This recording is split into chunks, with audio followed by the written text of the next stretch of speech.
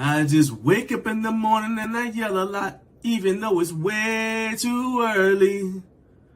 It's fun though. Wake up, wake up, wake up!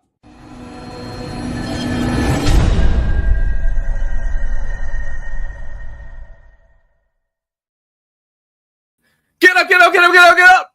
Wake up right now. That's right. We are back like we never left, never left, never left. I am John Greaves III. I'm the co-founder of Garage Gym Life and the host of this fine program, if I do say so myself. And this show is going to be your companion. I don't know what you call it. Like, we're not really there with you. So we are your audio or video, if you are watching, companion for the next 3 hours of fun. We're going to talk about fitness-related content that has to do with the home gym community. We're going to talk to people who are from the home gym community and make products that make the home gym community possible. And we're going to get your live reactions to the topics that matter to the home gym community. See, I kept on saying home gym community because that's what we are all about here on Up Way Too Early Garage Gym Life. Each and every week, I have the pleasure of coming on here and interacting with you guys, and it is truly the highlight of my week. And if this is your first time ever, you're like, this dude is nuts. Yes! Sorry. Okay, just had a little twitch. Sorry.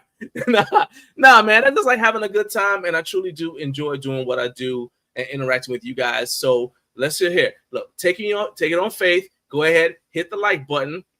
And if you don't want to take that extra step and subscribe, that's fine. Just start watching the show. And I promise you that by the time we're about halfway through, you're going to be like, man, I got to subscribe to this because I do not want to miss a single episode. When you get that impulse, do it. Hit like and subscribe right then as soon as you feel led to. And then the next thing I want you to do is share this link with somebody else. Like, man, you have got to see this because that is how the show continues to grow. So let's go ahead and talk about what's going to be on the show today, and then we're going to go say hello to everybody who's here with us today. So first hour, we're going to have news and other things, which includes at 6:15, Carlos is back.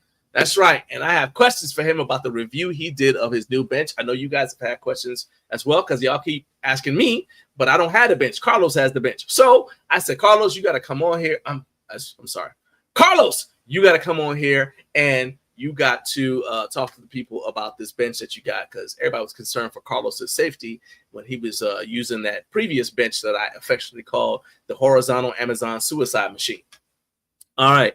And then at 6:45, we'll have a brand new Recliner of Rage, which is our most popular segment. Then in the second hour, which will be 7 a.m. Eastern time, we are going to have David from Kotto Grips is going to be joining the show. And then third hour, we're going to have Wes Beecroft from Kratos Fly Fitness, who and both of those guys were at HomeGymCon. I actually didn't get a chance to see either of their booths. So I did what the next best thing, which is bring them on here so that we could all interact together and find out more about their company, their specific their respective companies, and about the products that they make. All right. So now that you guys know what's going on, like I said, hit the like button for me and hit subscribe if you want to. Let's go say hello to everybody who's in the live chat. Boom. All right. Oh boy. Okay. I can already see we are going down. Things are going downhill fast. All right. So Rory Ellis, I knew about this. All right. Last night, Rory Ellis, he did not learn the lesson from 50 Cal Fitness that me talking about how. So last week, 50 Cal Fitness went on like maybe 8 p.m. and posted that they just wanted to get in here to be ahead of Jared. Okay. And I said, well, there's a time limit for how long YouTube is going to keep a comment in the live chat. And Rory apparently didn't learn the lesson I was trying to convey, which was I want you to come during the show. All right. Instead, Rory said, oh, well, I know how much time that is. And so at 11:13 p.m. last night, 23:13, if you will, he went on there and said first. Okay, so technically, yes, you were the first to show up. All right, but he didn't double down. So that's from last night, 11:13, and then he also said second. So he's the first and second comments. I mean, okay, that's sure. Then I said, you know what? To that 4:06, which is much more reasonable because it's actually on the same day as the show happens. I come in here, start show prep, and I see that. So I said, okay, Rory Ellis is taking Carlos's spot, but he's also cheating by posting at 11:14 p.m. last night. Then my guy, Carlos, says third. Said, man, it's way too early for a Friday. You know it. He came in at 4:36 in the morning and said, wake up, wake up, wake up. Jared Martin, who was the catalyst for all of this. Jared, I don't know how you feel about the fact that you've become a change agent, because you come in here so early that you got people who are competing to be in ahead of you, and they are resorting to all sorts of tactics to be the first to comment before you do. So, Jared, you have successfully done at least that, right? He says, good morning, boys and girls. T-Dog19, what's up, my man? He said, let's go. You know it. And, okay. Y'all, if you've been watching the show for a while, you know we have a guy. We love him dearly. Okay. He all right. We like him. Home Gym Physique from the UK. And no matter when he comes in the show, he always puts down first. And now he's taught his evil ways to Michael Brantley, who is in San Diego, who said first from San Diego. Look, I feel like we're going in the wrong direction. We're going in the opposite of progress. All right. But I'm glad you're here, my man. Eric Echo said, morning, gents. What's up, man? Let's see here. Carlos has smashed the like button. Thank you. And he's sharing that link. Wow. Carlos is alive, which is a relief considering I was just talking to him a little bit ago. Oh, dang. What's going on here? Equipment Exercise said, who's getting shanked? Hold on. Calm down. Relax. Just relax. Why are we so aggressive right now? All right. And No Fake Channel checking in. My man, Jonathan. Oh, okay. He said, I read that wrong. This is too early. Okay. If that is the first thing you thought of, he immediately went to shanked. You need to make better choices in your friend groups. Let's see. Jared is goated, according to No Fake. And man, don't say that, Jonathan. He said, I'm not here for a long time, just here for a good time. Nah, we need you to stay, man. In fact, I'm working out. I'm trying to see how I can get you back on the show. But we'll talk about that we're gonna talk about that later offline. All right. Okay. Now you guys know what is going on, what's gonna happen on today's show, and you know what kind of comment section I got going on in the live chat. Please make your voice heard, jump in the comment section, add to the conversation, and let's dive into our first topic, which is news and other things.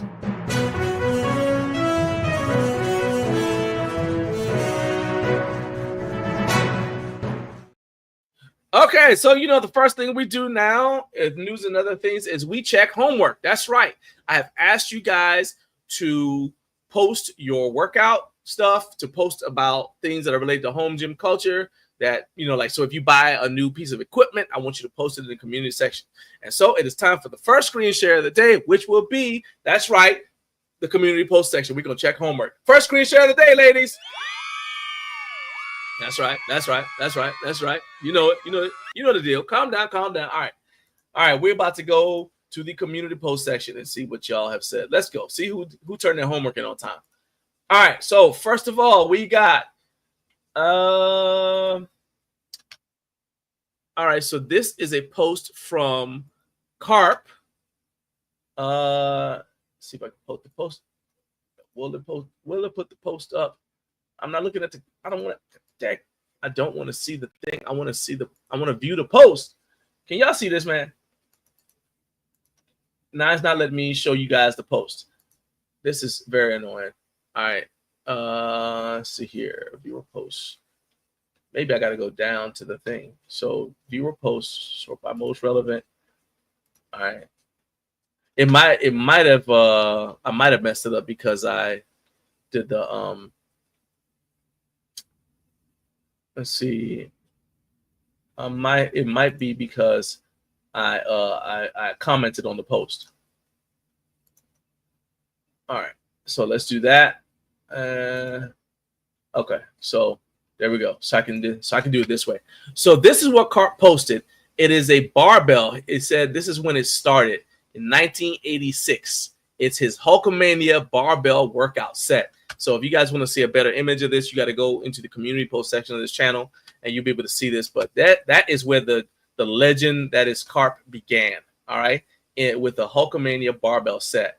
And I think that's actually pretty cool, man, because I as I mentioned to him, I wish I had been smart enough to start lifting back then. Because in 1986, I was in the, I want to say I was in the ninth grade. I was in ninth grade, and I was a year younger, at least a year younger than everybody else. And so as a side effect of that, I was much shorter than everyone else, right? I'm not sure if I was 5 feet tall yet in the ninth grade because my appetite was I wasn't fit. I wasn't exercising, was anything. I didn't really have an appetite. And I think that actually kind of slowed down my growth because in the 11th grade, I played football. I don't know why I was out there, but I played football at my little self was out there playing football. But because of all the exercising that we had to do as part of just football practice, my appetite increased, and voila, I had a growth spurt, which took me to a towering 5'3". All right. So I was finally taller than my mom. All right. Voice was getting deeper at the same time, too. So I felt like I'm starting to arrive. Right. But I really wish I started lifting earlier because, my appetite would have increased. And probably, contrary to what most people think about lifting when you're young, I actually probably would have started to grow taller at that time had I done that. But I didn't. So, oh, well. That's the only viewer post that's in the community section. So y'all need to step it up and do more what Carp is doing. But there is a mention. So it's not a community post, but there was a mention. So I want to show this because this mention is Kinsey. She mentioned that she has started using the Garage Gorilla Bar. So this is her. Hold on, let's start back here at the beginning. All right, so she had to bust out her old belt, her leather belt. All right, and then I think she might have posted this on Instagram as well. But there she is, taking the Garage Gorilla Bar for a test drive, adding weight to it. Look at you getting diesel. All right, and let's see here. Got the good luck tap. I want to say that's what's that? I'm trying to see. Is that okay? 25s, the 10s. Okay. So that's what, 205 now? Okay. That's significant, especially with that bar. All right. Add more weight. Go for it. Let's go. Let's go. Let's go. Oh no. Nice. Nice job. All right. So Kinsey, I'm glad that you got to check that out. I'm sorry I'm just now seeing it, because my YouTube mentions didn't show it to me until literally I was in the community section. But yeah, that was really cool. You guys keep on posting in the community section. I just like to see what you guys are up to. All right. Now we got to rapid fire this stuff here, but you guys may have already seen this, but Synergy Custom Fitness has partnered with PRX Performance. And I think that's huge because, not just because they have, as they say in the Instagram post, that people have been asking them, hey, when y'all going to actually have dumbbells? People always like, hey, what do your dumbbells look like? And we don't have dumbbells. We have dumbbell racks. So they partner with PRX Performance. And I love that because rather than competing with PRX or competing any other brand, they say, hey, let's figure out a way to collaborate and partner. And so PRX Performance is going to be supplying the dumbbells, and they're going to be sending people to Synergy Custom Fitness to get the what I consider to be the best dumbbell racks on the market today. What I also think is cool about that is so Carlos from Synergy Custom Fitness told me about this before HomeGymCon, that it was in the works and that they were, negotiating the final, they were like in the final phase of the negotiation. But if you were at HomeGymCon at our live show and you stayed, you got to hear that this partnership was coming, right? So everybody who was at the live show, when we turned the cameras off, this is one of the things that they revealed during that portion of the show. So that's just incentive for you guys to be at the next live show in person at HomeGymCon, because I'm going to do the same thing. We're going to have people come in and we'll have a part where we cut off the cameras and we'll let brands share whatever they want to that's behind the scenes stuff, so you guys will be in the know a little bit. So I just think that that's really, really cool. And by the way, this is not an affiliate thing, but you can save 17% off all products at PRX, right? I'm sorry, at Synergy Custom Fitness right now. I think the code is horizontal 17. I'll post that in the live chat so you guys can see that right there. go to Synergy Fitness, synergycustomfitness.com, and use the code horizontal 17. You save 17% off all products there. And Carlos, by the way, if you're watching this, whether you're watching live or on replay, I got your email. Naomi and I are going to discuss it, and I'll hit you back. All right. One more thing, and then we'll go. Two more things real quick, and then we'll bring Carlos on. GetRx, they mentioned to me, they DM me to let me know that their RX3 Phoenix cable tower is coming, and you guys may have already seen that. But if you did not, I'm going to show you that device now. So it says so 1-to-1 and a 2-to-1 ratio. You got options. You got dual tornado pivot arms. So you see that you have the option of going from the top or from the bottom. And chest size 2-to-1 ratio. You got a lot of options there. The important thing to note is that this is going to be available on August 27th, and the pre-orders have launched. So if you want to get your pre-order in time to get it by August 27th, you need to get on the stick. I actually meant to say something about this last week, and I did not because we just ran out of time, and we're about to run out of time again. So I was like, but as I mentioned to Carlos, I absolutely have to cover these things. Okay. The other thing is, let's see, Fringe Sport. I don't know if you guys saw this, but Fringe Sport will be live on Instagram today. I think it's 11 a.m. CST, so that'll be noon Eastern time. They're going to be talking about their new free motion arms. I got this in my email. Y'all may have seen it on Instagram or something or whatever, but I got this in my email. Said they've got free motion arms coming. And what I thought was cool about that is I went to their Instagram, and on their Instagram, they answered a bunch of questions, right? And I'm just going to hit a couple of them that I thought were of note. So first of all, Inner Instinct Strength said that he thinks that this is going to be a direct competition to the bulletproof cable Versa arms. He said, let's see who has a better product, since both are made in China. Okay. But Amin Faraday said this has rollers unlike the Tornado arms. Okay. And Peter mentioned to Amin Faraday that these will work on other integrated functional trainer racks. So he specifically mentioned, I think the Rogue are, these are going to be compatible with the Dane, but it's going to be compatible with the Rep Aries 2.0 and the Rogue FM6 series. So you don't have to like have all Fringe Sport products in order to be able to use this. Like I said, they're going live at noon Eastern time today. And so you guys can just go to the Fringe Sport Instagram and you'll be able to check that out. I will be watching it as well. All right. Let's see here. I see the comments. I'll have you know, Michael Brantley, that I am now 5'9". Okay. I can dunk on a lot of people. They're all my kids. But, well, actually, I can't even do that anymore. I got kids that are 6'5", 6'6". The oldest is 6 foot. Yeah, and I don't know how old our youngest boy is, but I think he's definitely over 6 feet as well. So yeah, but yeah, nevertheless, I'm 5'9", and I'm proud of it. That coming.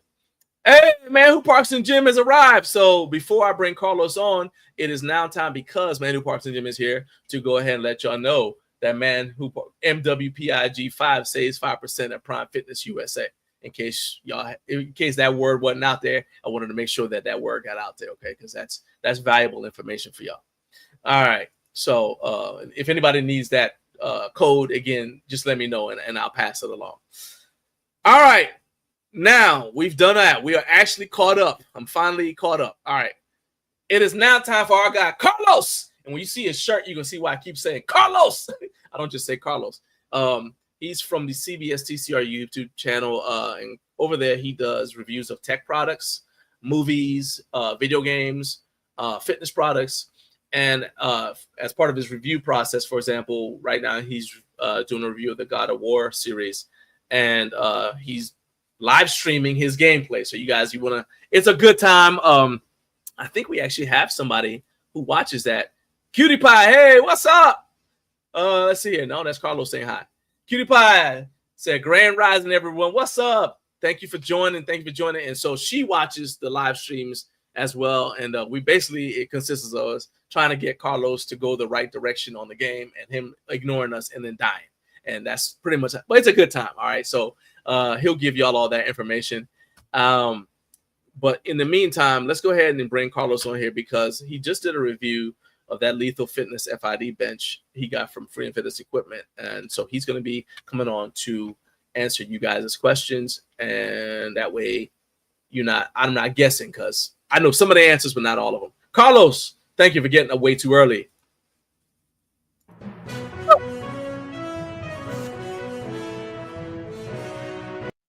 You lucky I ain't got held up. This is what you need. All right, there we go. All right, hey man, is your mic turned back on? Hey man, I don't know. Can you hear me? Your mic is on. There we go. All right, okay. Your mic sounds nice. Check one. Go. All right, what's going on? Say words. Talk about things. What's up, man? Good morning, America. How you doing? Well, Jesus. The British have arrived just in time. And British. Yeah. The Senate in the building. What's going on? The British are here. All right. Hey. So let's talk. First of all, we're gonna begin, and you know what? I'm gonna, in fairness, I'm gonna do this here because that way we have this footage behind the scenes, so people know what we're talking about. All right. So this is affectionately titled "Why My Old Bench Was a Big Mistake." So I'm gonna just let this play. All right. This is Carlos doing his Lethal Fitness FID bench review, which some of you who are channel members have already seen. So Carlos, let's begin by saying, let's go here. Let's see, because I know you somewhere in here. All right.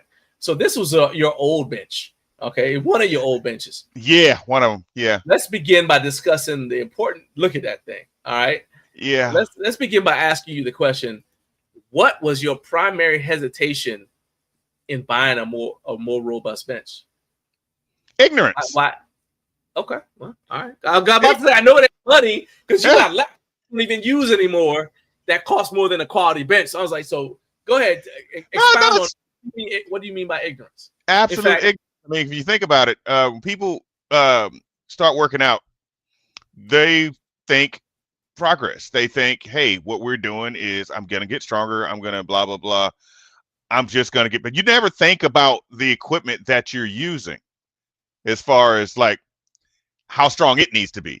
You're just concerned about me. But then after you start lifting heavier weights and stuff, that bench starts leaning and crap and stuff. You like the screws start ready to come out and stuff because it's not able to, support you and that extra weight. So yeah, just generally it's ignorance that, you know. Wobble is a song, not a way of life. Facts. If y'all don't know, this is a family show. So I'm not going to discuss that any further. I'm just going to say, Google. There you go. Don't even Google it, man. Don't. Yeah, actually, don't Google it. Yeah, just leave that out of your life. I will say that song, whenever that song plays, that is when I see the most ladies of advanced age on the dance floor at various family gatherings and events. The phrase "that's my song" comes to mind, but okay. Yeah. There you go. Oh, that's my chick. They go out there, shoes come off. I think it's. I'm like, hey, I'm not here to interfere. Do it. Go. Do Side note, right? Google it. Yeah, I mean, since you have to know, go ahead and Google it. Oh, hey, everybody knows we talking shit. You see, like I didn't even know you can still run. They still sprinting out there. Auntie, I hear you. All right. Anyway, it's knees. Back all right, focus, topic, Carlos. Yeah. All right. So you said it's ignorance. I mean that makes sense because my theory was like every one of us has spent more money at some point in our life in our on something that costs more than a quality bench. Okay, because this bench, and I'm gonna share this right here. So this is the bench that you have. it's $340, right? Available in black. And I want to say every one of us has spent at least that on something. You know what I mean? Even if we don't, even if we end up paying like payments for it, we spent at least 300. We spent more than 300 on a television. You spend more than that. Okay, there you go. All right. Yeah. We've all spent them. So it's not money. People say, oh, that's too expensive. I'm like, no. I think it's the value we attach to the thing. Yeah. And then we say, oh, I could get away with and I also blame a lot of people. Look, I don't knock your hustle, but there's a ton of people who make their living on YouTube with specifically going out and finding the cheapest stuff they can that they wouldn't even use themselves. That's not safe to use, just so they can do a video about it. And because it's so cheap, they're not spending a lot of money. So they'll buy it, get it, and then probably sell it to somebody else on, I don't know, Let Go. Right? So like, on that Let Go or one of those other little budget apps or something like that. And so as a result, people are like, oh, that's what's out there. And then when you see a quality bench that costs more, you're like, oh, they must just overcharge it. Is that something that makes sense to you? Yeah. I mean, but you don't realize like there are extreme differences in those benches. I mean, granted, like that death trap you just showed earlier. I mean, you want me to show it again? No, but by all means. We don't have to. No, it's fine. The size versus the Weber that I had before. The Weber's thick, right? So the padding's really good, but of course it's just not designed to hold my weight. And then this one, the difference between this one and that one is height.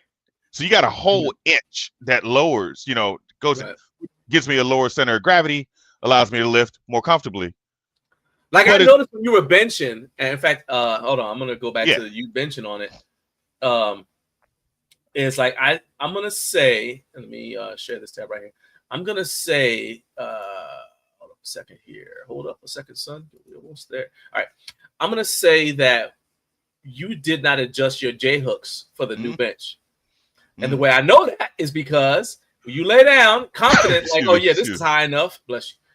See, I can see right here, and you're like, oh shoot, Hold on, I don't know if I'm gonna get it. Like, you see how I left him in suspense? When you got to halfway, I left him in suspense. You gotta watch the video if you want to find out how he survived. Okay, but spoiler alert, I did survive. Yeah, he is alive. That's him. But you don't know how. Okay. Right. But I'm just saying that the bench was lower because you didn't adjust the J hooks and you lay down. You're like, oh, okay, whoa, there's something different, right? So I get that. Okay, but continue. I cut you off.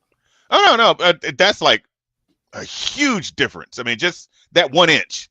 Like, God dang it! I mean, I'm on there. I'm comfortable as heck, and shoot, now you have that crap pad versus like comfort. Man, it's shoot.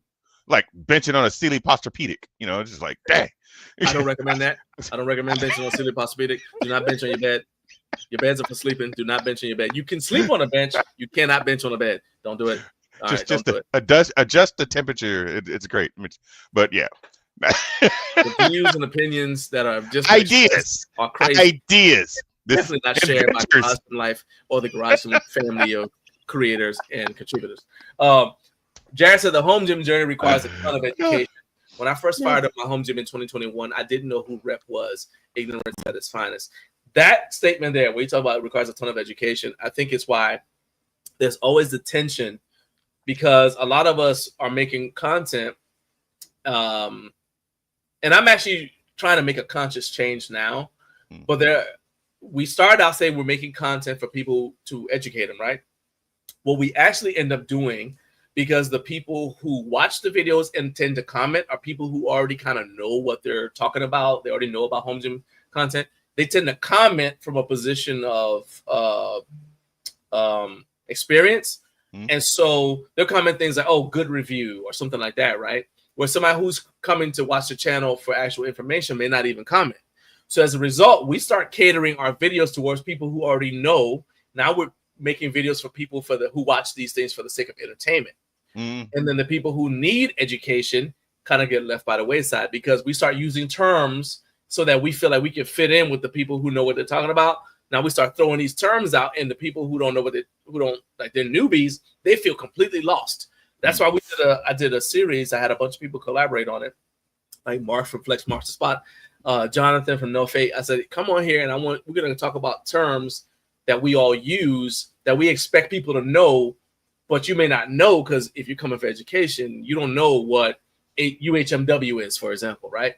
And I think that's the tension. It's like you want people to watch your videos. YouTube rewards you when people comment on your videos, but the people who actually need the information sometimes don't get served because we're not making videos for them. If that makes, you know what I mean? And I'm as guilty of that as anybody else. So I'm not knocking anybody. I'm just saying, but it's something I'm trying to be more cognizant of too. Now, Cutie Pie said you will save in the long run, which is true. She said, how many times do you spend money on something cheap, but in the long run, you end up happiest, and you end up not happy. You end up spending that same money again. Yep. Equipment Exercise said, this is all the more reason why it's crucial that reviewers don't shill for brands. Sure, you want to accept random products, of course, but be so scrutinizing that the viewer wouldn't even consider it. I mean, I don't personally, and this is also even more apropos for you because you review so many things. I don't set out in a review like to trash anything. Right. I literally open the box. Well, first I look at the box. What condition is the box in? No matter what it is, right? Then I open the box and I start using the thing, right? And then I just tell you what I think of it based upon using the thing. What's your approach? Generally, yeah. When it comes to a product, I go into it wanting to like it. I really do. I mean, I just do. I mean, it's something new. It's like Christmas. Every time something pops up, they're like, hey, I grew up with GoBots wanting Transformers, so things happen. So you want to like stuff, but sometimes it's trash, man.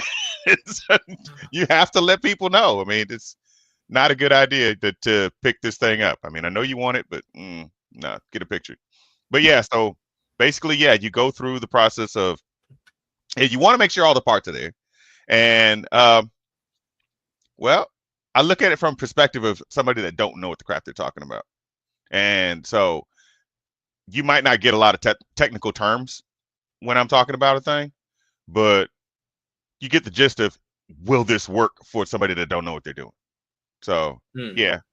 That's where the consumer part comes in. So this is a good comment from Equipment Exercise. Said, all the mumbo about people can do what they want, but you have reviewers getting rid of equipment 3 months later. I said, regular people don't have time to buy it, only to resell. We ain't even got space for the multitude of products. I'm assuming that's what that last P was, for multitude of products. I agree with that. At the same time, okay, I'm gonna protect Carl. Well, you know what? We're a team. The ship is going down together. I was gonna just solo screen it so nobody would associate you with the comment I'm about to make. So I'm gonna try to protect you. You know what? I'm gonna do the right thing. All right, here we go. Part of the blame is y'all. Okay? And the reason I say that is when somebody wants to do content on YouTube, and I'm as guilty, you know what? Let's say us. Because when somebody wants to do content on YouTube, in order for them to do a good job, they have to, for me to know what a good bench is, I have to have experienced multiple benches. Mm-hmm. Okay? And that means somehow I got to experience it. Now, I can either fly around the country and go to different showrooms where there are multiple benches. I can spend money out of my paycheck. I'm assuming has some sort of day job, at least in the beginning. Spending the money on my paycheck to buy all these benches, and then I have to get rid of them. Or what most people do is you accept deals that come to you, and then you get rid of the thing. Unless you really, really, really know you want to keep it, you end up having to get rid of it for space. Mm-hmm. For example, all right, now I can bring you back on. For example, Jared always messes with me, says I have power rack commitment issues. I've done, I don't even know how many power rack reviews over the past 2 years, and it's still not as many as other people. But if I kept every one of those racks that I think is a good rack, I wouldn't have room in my gym. I only got room in my gym for one power rack at a time, realistically. I have had two side by side, but realistically, I can only fit one in there at a time. And there are often times when having multiple products in here end up getting in the way of my own training, because I'm like, I can't even move around in here to actually train. So you end up getting the product and then you use it. And then sometimes, as I said at the scratch and dent giveaway, it's not that it's not a good product, but it's not necessarily for me in my training right now. Okay. So my default is to try to give it to somebody who I know can use it. If I can't find somebody who I know could use it in their training, I'll put it on Facebook Marketplace and just sell it. Because it's got to go somewhere. What am I doing? Going to throw it in the dumpster? Because there have been multiple. I was telling you earlier, I'm negotiating for a power rack right now, a deal for a half rack right now. I'm not even going to have it sent to my house. I'm going to do the other option, which is I send stuff to other people and let them review it. But the list of people I can trust to do a good review in exchange for the company paying us and sending the product is very, very short. And you got a lot of people who won't agree to that because they're like, well, I'm trying to build my own channel, so I don't have time to make stuff for you. So that takes us right back to, okay, I've got a power rack in here. I got the next one supposed to be coming. What am I supposed to do with the one that I have now? And I'll also say that, let's say somebody gets a power rack, they do a review on it, and then they don't review any other racks. Y'all stop watching their channel because y'all say, oh, he's not, like, I'm going to go to the channels where I'm going to see the new stuff. They've got all the latest this or that widget. Yeah. So I'm not knocking anybody who buys who gets something sent to them and they say it's a good product and I see it on Facebook Marketplace, because I understand.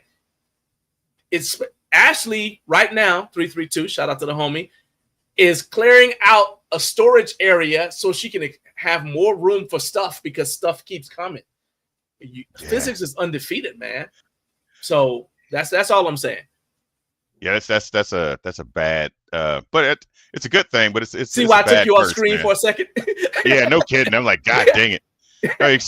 But you know, I get that a lot too. I mean, a lot of people are like, man, you got all this crap. I'm like, yeah, it's cool in the beginning. It's real cool in the beginning. Like, ooh, I'm getting all this cool stuff. Before you know, you don't have no freaking space.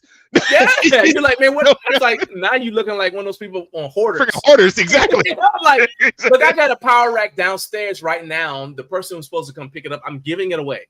Yeah. And person who's supposed to come get it got COVID, so it's gonna be here for another week. They'll be all right.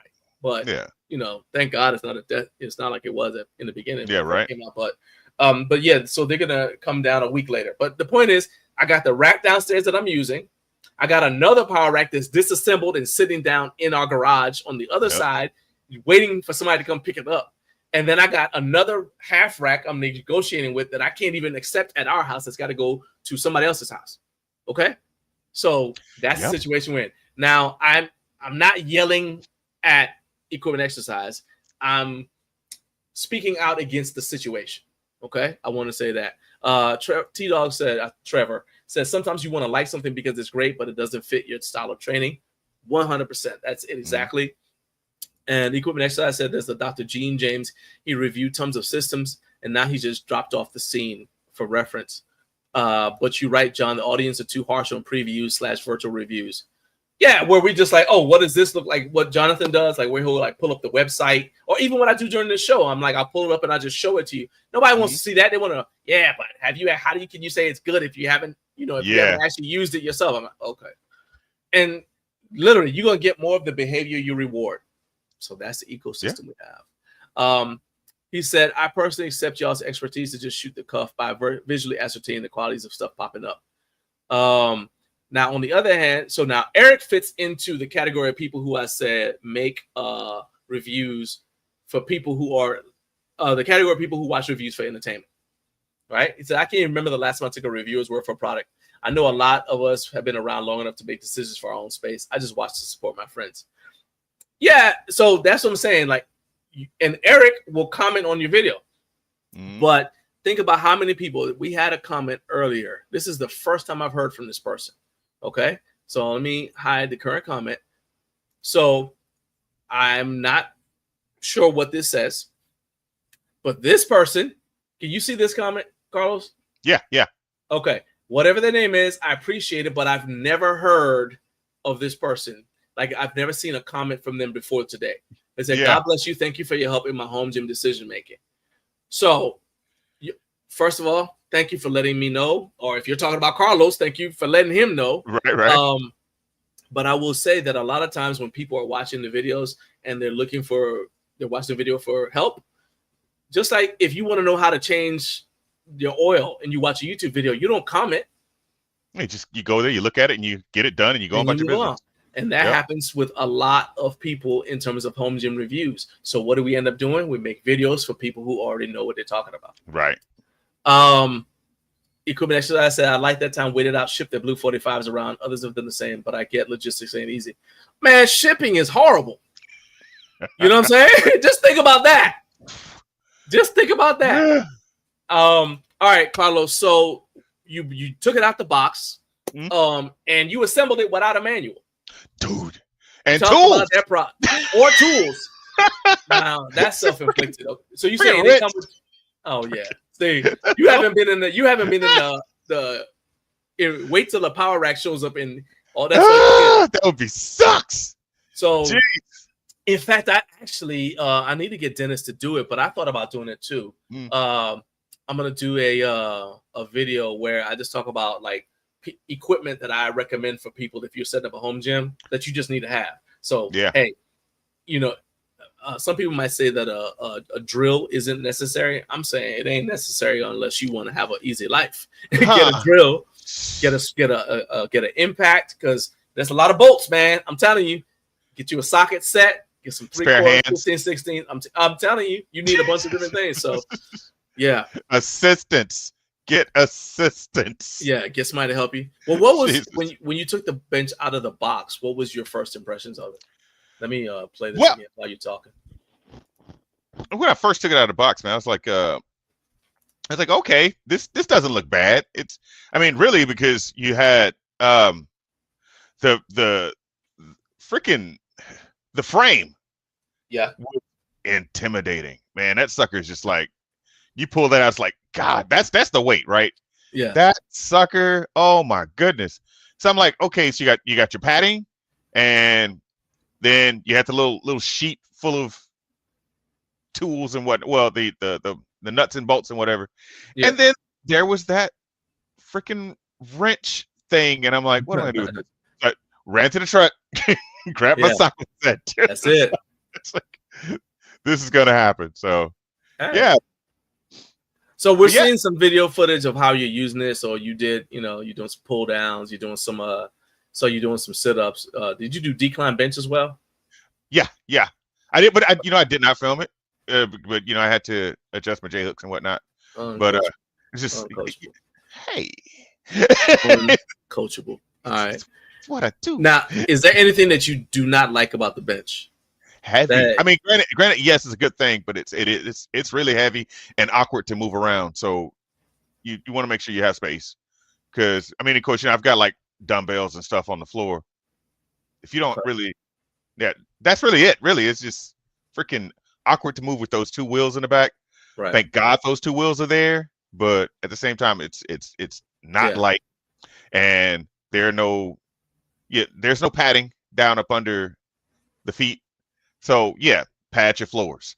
Oh, I got you. I was like, what are you talking about? Padding in the I got you. Yeah. Yeah. Nothing down there. Protect your floor. And for those who don't know, Carlos's home gym is in his apartment. So it's not like in a garage or something like that. So you do have to protect the floor, or your landlord, and you're gonna have a uncomfortable conversation. Oh yeah. So, that deposit's gone. Yeah. Plus. So. Yeah. Hey, that's 714 of y'all watching right now. Please do me a favor and hit that like button, hit subscribe for me. And while you're at it, I need y'all to go ahead and subscribe to my man Carlos. That is Charlie BSR on YouTube. See that shirt? That's why I keep saying Carlos. All right. And after you get to know him, you only say his name like that. My dude. You're my dude, though, man. You're my dude. It's for therapy. Come on, it's what's up. Anyway. So you said the weight is the only thing. As we wrap up, what you just tell people, why should they watch your review? Okay, what are they gonna get out of it? Like, why should they watch that? And then we'll talk about your channel for a second. Truthfully, I think generally the insight of the fact that this is what happens when you triumph over ignorance. Really, I mean, if you really, it's playing some inspirational music right now. It's what it is. I mean, man's journey to not suck. I mean,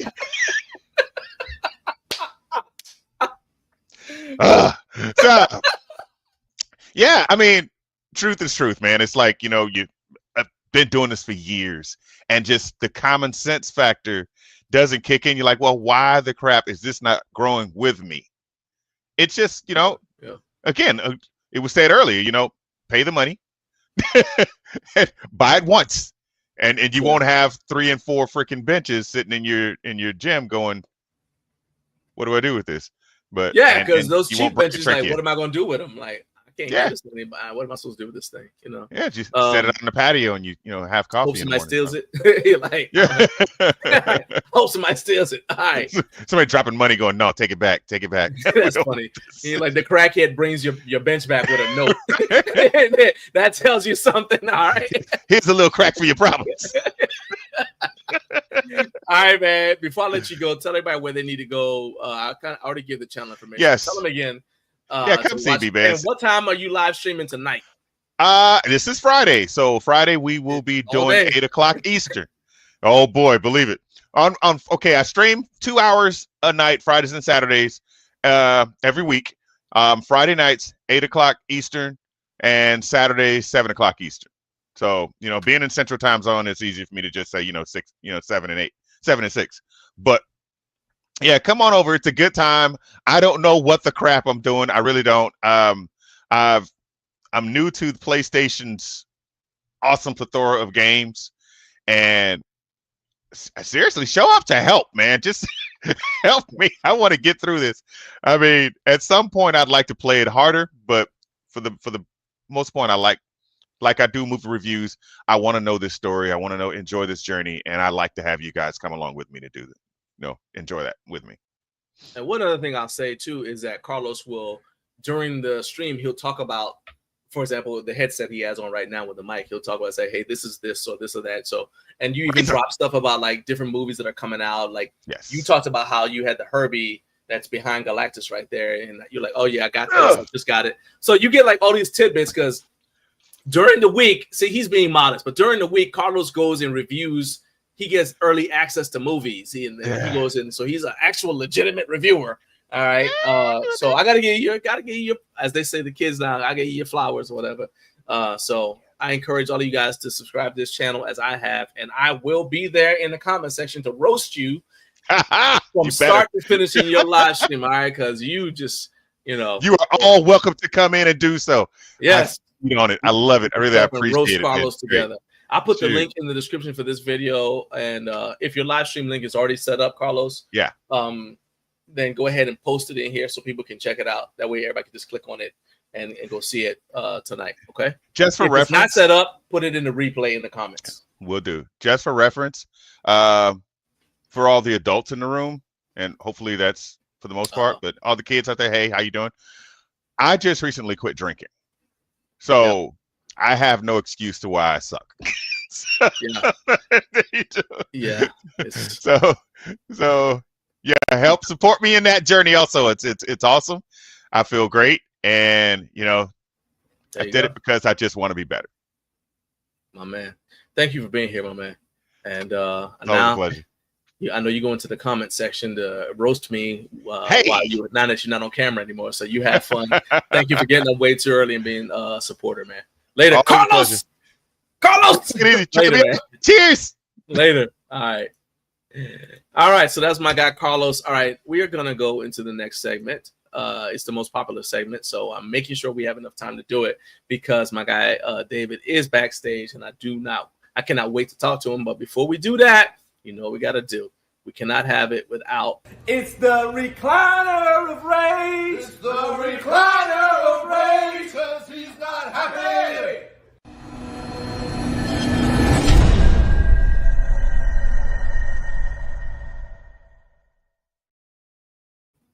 Now, I'll be honest with you. Today's Recliner Rage was going to be dedicated to the heat and hotness thereof in my garage because it's been hot. But while I still don't like it, I realize that because it's so hot in the garage, I do not have to sit in Naomi's sauna with my phone and my tablet, and basically with nothing to do because the phone and tablet have to stay outside. But I don't have to do that because it's so hot in the garage that I'm naturally sweating profusely while I'm just working out. I'm talking about it's bad. In fact, we were in there filming reaction videos for the HomeGymCon booth tours we did, and we can't have the fan on because the fan is so, I got an industrial size fan, and that thing is so loud that even our noise canceling mics can't deal with it, right? So we have to turn it off. And now you see me in there. If you look closely, you might see like the sweat on my face and my upper lip. We usually sometimes if we're talking too long, we'll have to like cut, and I have to wipe my face because I'm sweating so much just standing there. So imagine how much I'm sweating when I'm actually working out in there.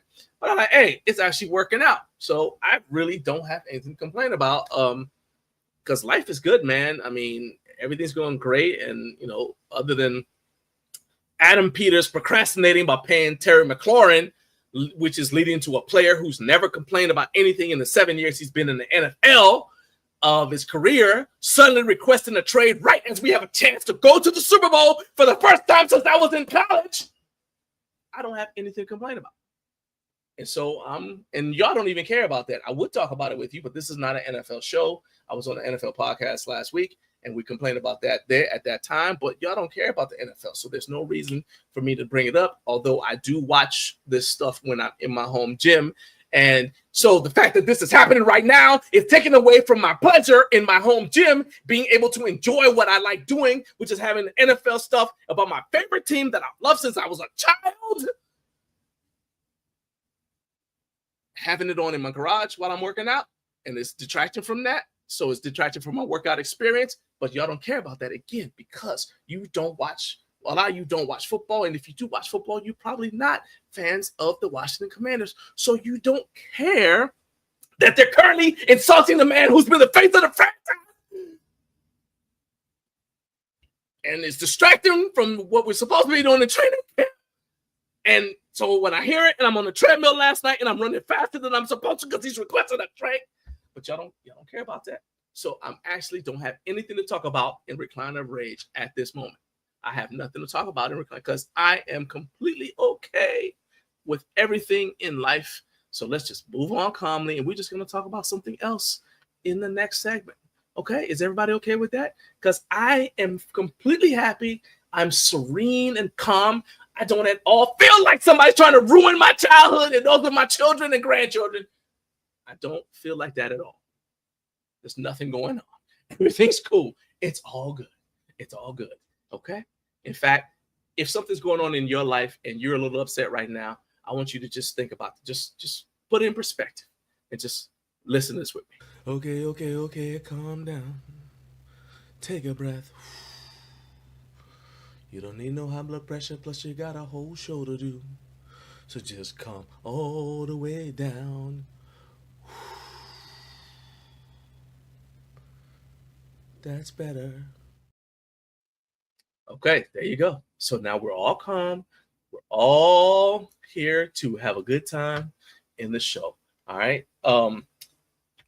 Thank you all for for being here with me. Thank you to my guy Carlos for coming and joining the show. And we're gonna have our next guest coming on in just a second, and it's David from Kotto Grips. But before I do that, I got to do a couple of housekeeping items. Okay, so the first thing is I got to add LinkedIn. So I'm going to do that right now. Let's see here. So we're going to add LinkedIn to this. Boom.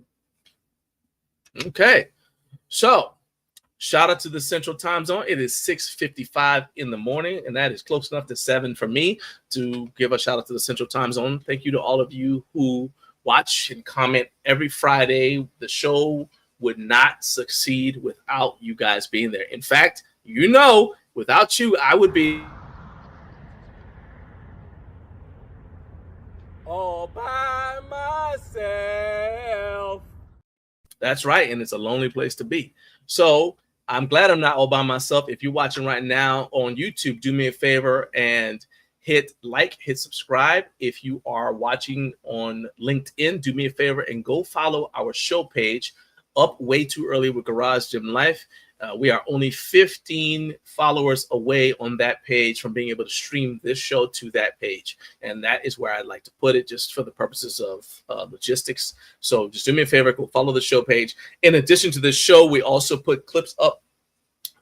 Some of the stuff is stuff that's never been seen online at all. And so just do me a favor, it's well worth it to you. Go ahead and follow Up Way Too Early with Garage Gym Life on LinkedIn. Now, my second guest of the day is David Bergman from Kotto Grips. Now, he was at HomeGymCon, and I unfortunately did not get to meet him at this year's HomeGymCon. I probably passed right by him, but we never got a chance to actually talk. And so I was really excited when David reached out to me after the event to say he loves the show. So he had my full attention when he said that. I said, oh, really? Yeah. But he wanted to know if I had an opening to have him on. And I'm going to tell you right now, if you're a brand and you are watching and you want to know if I have room in the schedule for you to come on to talk about a product you've made for the home gym community, the answer in advance is yes, 100%, because that's what the purpose of this show is to let you have as few filters as possible to be able to talk to your intended target market, your target audience, right? I like to help people connect with the brands who make the stuff that solve the problems we have as we are on our fitness journeys at home. And David definitely has a problem that checks all of those boxes. So his product hasn't been out for a long time, but it's already getting buzz from channels like Raspberry Ape and Live Kinetically, as well as Gym Gear Finder. So I think it's time we find out what all the fuss is about. So let's go ahead and bring him on here. David, are you ready? All right, I got the thumbs up from David. So here we go. What's up, man? Hey, how are you? Hey, thank you for getting up way too early, man. How you doing? Absolutely. Yeah, thanks for having me on. Oh, my pleasure, man. Thanks for not running when you heard me ranting. I always when I do Recliner of Rage, the guest is usually backstage, and I'm always like, you know what? One day somebody's gonna see this, and they're gonna be like, I'm not sure this is the kind of show I need to be on. I need to be associated with this, and then they'll turn and run. I'll just see their screen go dark, and that'll be that.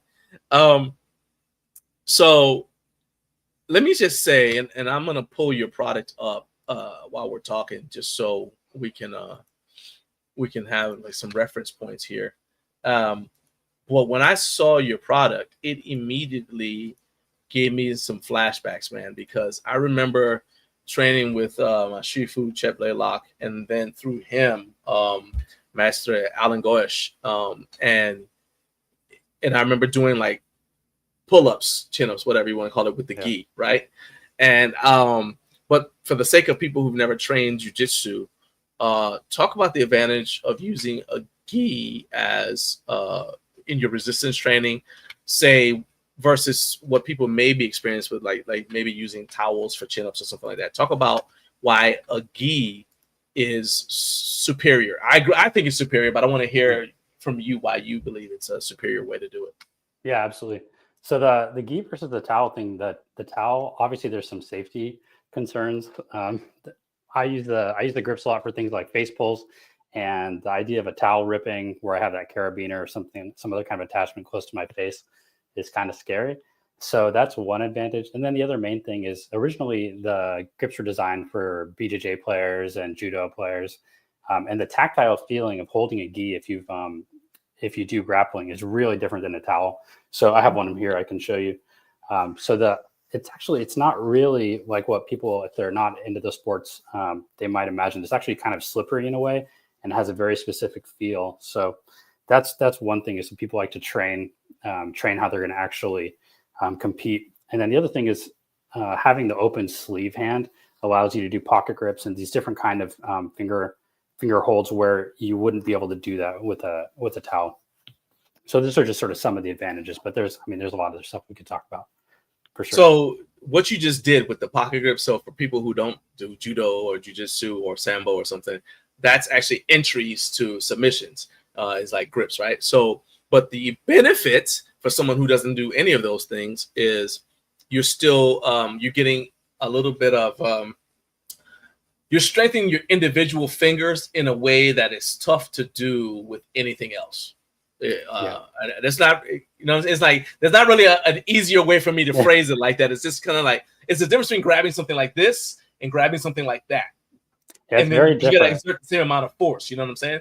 So your pinky has to work harder than it ever has before. And we usually don't think about it because with traditional grip training, let's say you got a thick bar, these fingers are really doing most of the work, and then your thumb, right? These fingers doing, but with something with a gi, everything's got to be involved, or wherever the weak link is what you're trained to attack. So and I have regular bars and fat bars, and I love training with all different kinds of grip implements like that. But what one thing I realize and sort of appreciate about this is when I'm using it single-handed like this, it does everything you're saying, and your fingers have to take up all the slack to really cinch down on it. But when I use two of them and I have one in each hand, it basically turns into a fat grip that's sort of like moving while you're grabbing it. So I do a lot of the training with two of them. So it sort of fills up your hand. It was kind of cool when I was at HomeGymCon. Lucas from Arm Assassin came right up, and the first thing he did was he doubled it over and turned it into like quadruple fat grip. I was like, oh, of course you would think to do that. It's like it never occurred to me, but so there's like a lot of different possibilities when it's not a fixed implement like a bar.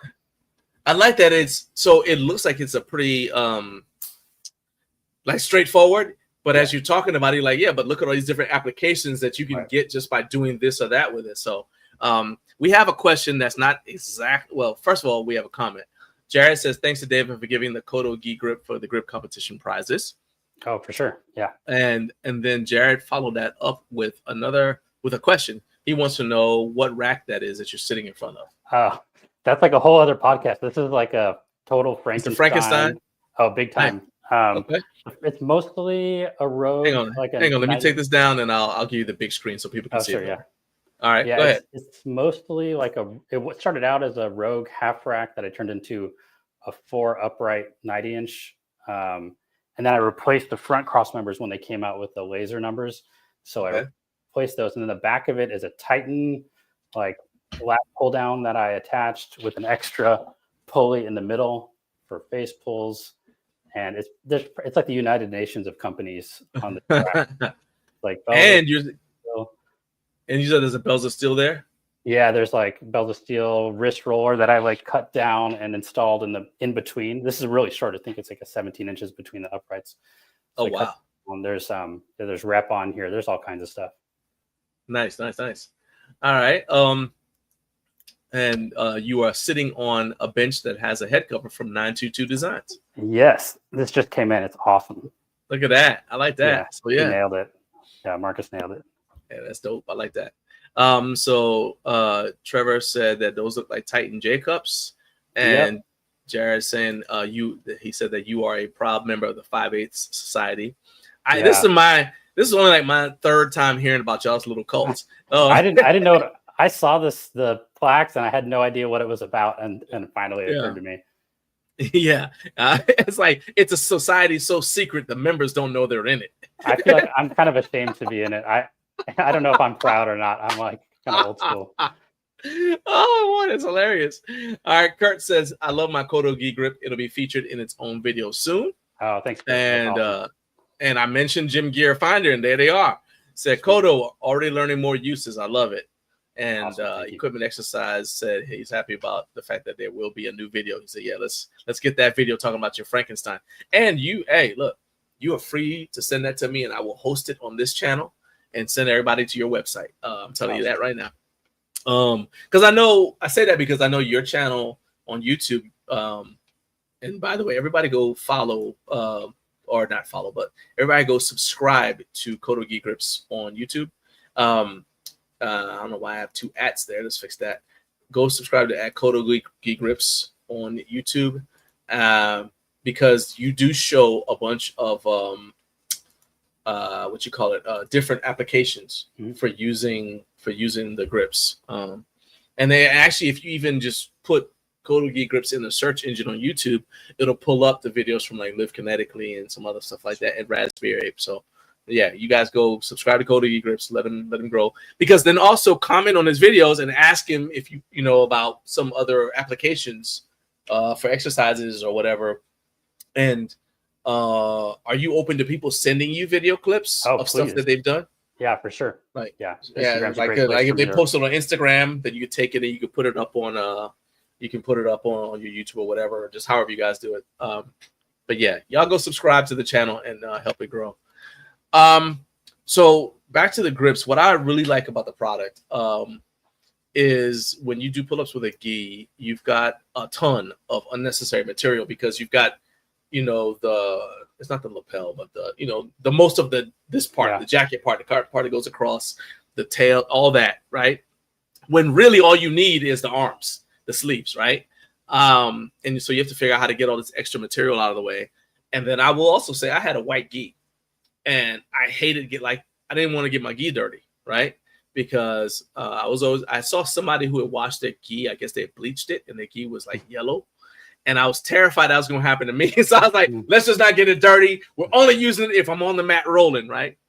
But I like that your Kotto Grips boil down the attachment to the essentials and cut out the fluff. So let's go through the life cycle of the journey of how you went from gi to the grips. Like, how did that, talk about the progression? Yeah, so this is definitely an iteration on some products that have been around. I'm not going to claim to have invented it or anything. Most of the ones that you'll see out there tend to be kind of for lighter use. They're really made more for bands and stuff called uchikomi drills, where you're bringing them over your shoulder. But what I really wanted was a cable attachment. Specifically, I'm probably like anybody else in this chat. Like when I first started doing something new, I started doing judo. The first thing I did was look up, judo cable attachments or BJJ cable attachments, and I really wasn't finding much for what I really was looking for. There was one company that used to make something probably 5 years ago, and I reached out to them and never heard back. So I was like, well, let me just see if I can introduce something to the market. So kind of based on that design from what I saw that I wasn't able to get, I never got one in hand. I set about partnering with a gi, basically one of the leading gi companies in the world to start making these. So it's been like an iterative process of changing the length on it. Like I said, I never had a sample in hand, so I was just experimenting with different hole sizing and pattern and ways to reinforce it. And yeah, just all different kinds of variations, on them. And I have other ideas for a version 2 already, or different ways to improve them down the road. But that's sort of how it came about. Basically just seeing something, there was this lack of what I wanted to train with. And then I wanted to put my own design and spin and improvements on it. A lot of that, I mean, so many products out there happen like that.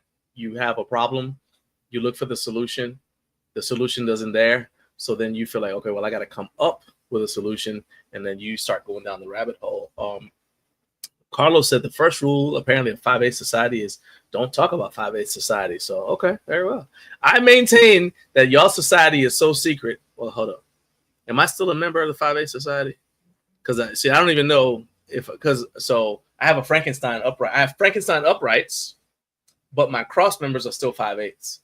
But all I'm saying is it's so secretive that the members don't know they're in it. And that's what I'm telling you. Yeah. That's the ultimate, right? Jared wants to know if you have any new products in the works. Yeah, I do. There's 2 or 3 new things, all kind of within the grip strength realm, but sort of have my own twist on it to kind of have like a martial arts angle to them. This is what you have on it. You sell carabiners, which makes sense. Yeah, so those are just the grips. Yeah, the carabiners are specifically, that was one of the things I wanted to improve on from basically all the examples of this kind of training tool I saw out there use the standard Home Depot carabiners that have the sharp edges. And that was like the number one thing I wanted to improve on right away. So the carabiners I use don't have any sharp edges because it can tear through the cloth if you're taking it in or out. The cool thing about the grips is that you can wash them. You can just throw them in the machine. So I wanted to be able to take them in or out. Or you can also take out the carabiner and throw it over a pull-up bar, or you can put it under a barbell and do deadlifts with it. So you do take it in and out quite a bit. So I really wanted to have that. So I got great comments actually at HomeGymCon about the carabiners, and multiple people just wanted to buy them. So I threw them up on the website. Yeah, I was saying that I really like the eyelet because the eyelet doesn't have any metal, doesn't have any plastic, but it's still reinforced. I mean, a gi is already kind of tough. It's really strong. tough material. Yeah, but then you reinforce the eyelet so you don't have to worry about it ripping because it's going to be able to support your body weight, you know, and it's not like you have a disclaimer on the website like, hey, you know, can only be used if you weigh less than this, right? Yeah. So it's got to be able to support people of different weights. So I like that. But what are you? If you don't, you know, tell us as much as you feel comfortable about what you have coming out. It's all super early on. One of them is a tricep training tool, but yeah, it has a martial arts application. And then there's maybe some kind of it's like a fat grip type implement, but again, like it's got everything sort of has its own spin.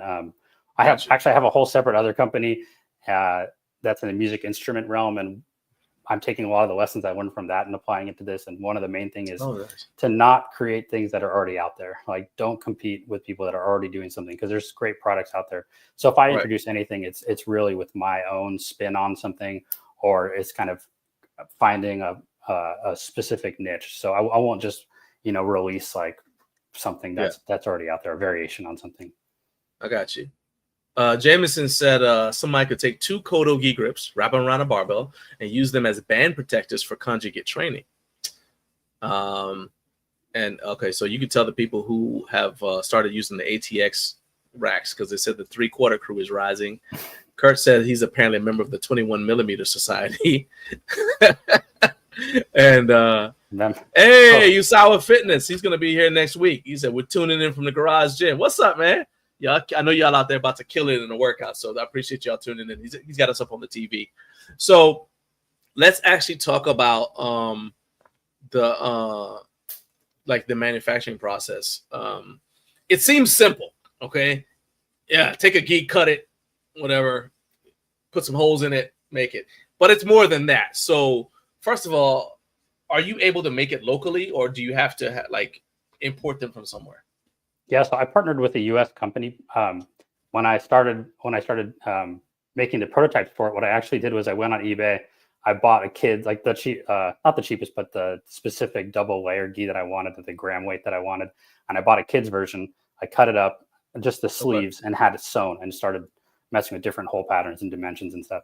And then when I finally got all the length and dimensions that I wanted, I partnered with a U.S. company. So they're basically the leading gi manufacturer, or one of the top gi manufacturers in the world, rather than just kind of farming out to somebody that could do it cheaply. It was really important to me to have super high quality gi material, because a lot of this stuff looks the same online if you're just looking at a picture, but when you feel the material, there's definitely a tactile difference. And so that's the feedback that I generally get from everybody is like, oh wow, this feels amazing. Oh, this is super high quality. So this is this is the double weave. They do it by GSM weight. So this is basically the heaviest competition legal judo gi material. So it's super thick. But that was like one of the main things that I wanted to do, is partner with somebody that was already making really high quality gis. So it's not like the gi material. It is the gi, same gi material. Right. So I actually have a couple of questions related to that. First thing is the thought process behind my question was, did you find like a local, I don't know, seamstress, or because I was like, who do you actually go to? It's not just like a normal tailor. Hey man, I need you to alter this for me. You had like to get the prototype, but to actually make it, mass produce it.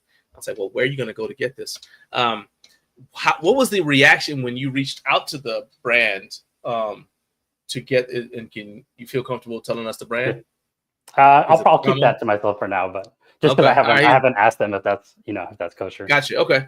All right. So when you reached out to them, what was their reaction when you said, hey, I got an idea for this thing to kind of improve an idea that a way that people have been training for, well, dang, I mean, how long has jiu-jitsu been around? You know what I mean?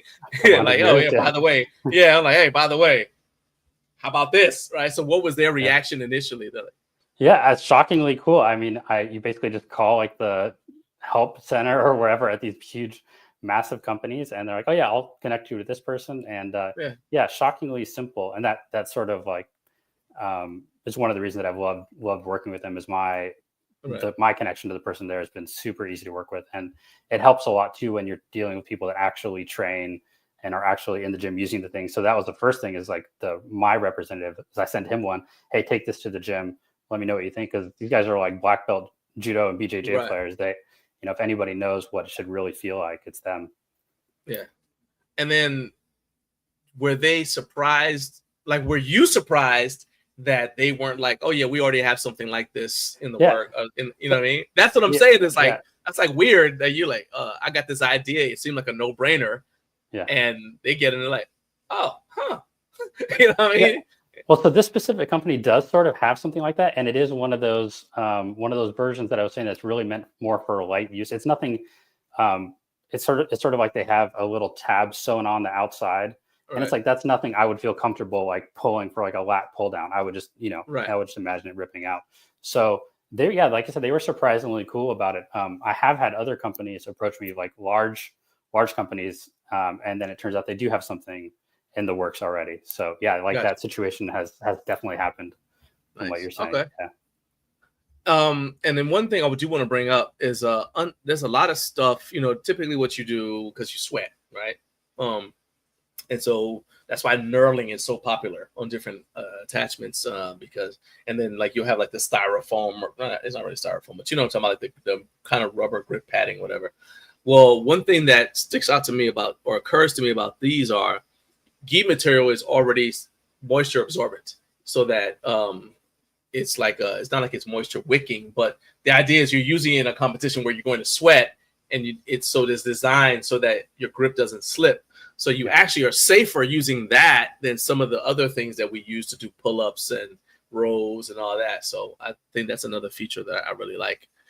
Let's talk HomeGymCon. What did you want to accomplish by going to this year's event in Louisville? Yeah, it was mostly exposure. I mean, selfishly, I just wanted to go because I wanted to go. It looked awesome. You hear about this thing just like all year. So when the opportunity came about, I definitely jumped on it. So it was, I'm active duty Army, and I submitted for leave, and there was this kind of there's a kind of confusion, and I didn't think it was going to get approved. They basically thought that I wanted to be gone for more days than I'd requested. I was like, no, I can be back. Like, I'll be back on Monday. Yeah. And they said, oh, you can go. Yeah.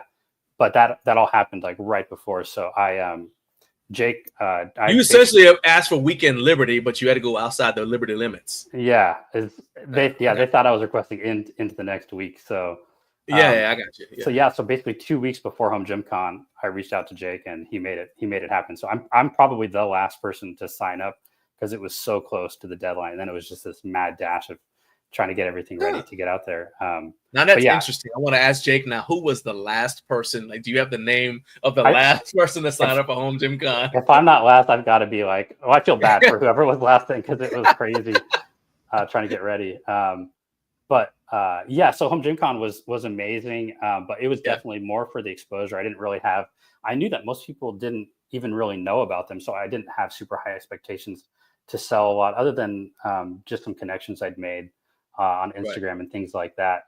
But it was great because essentially everybody that felt them in person and got to try them out was like, oh, this feels great. I saw a picture of this. Now I actually get what it's about. So yeah, for those purposes, it was awesome. You didn't have a booth, did you?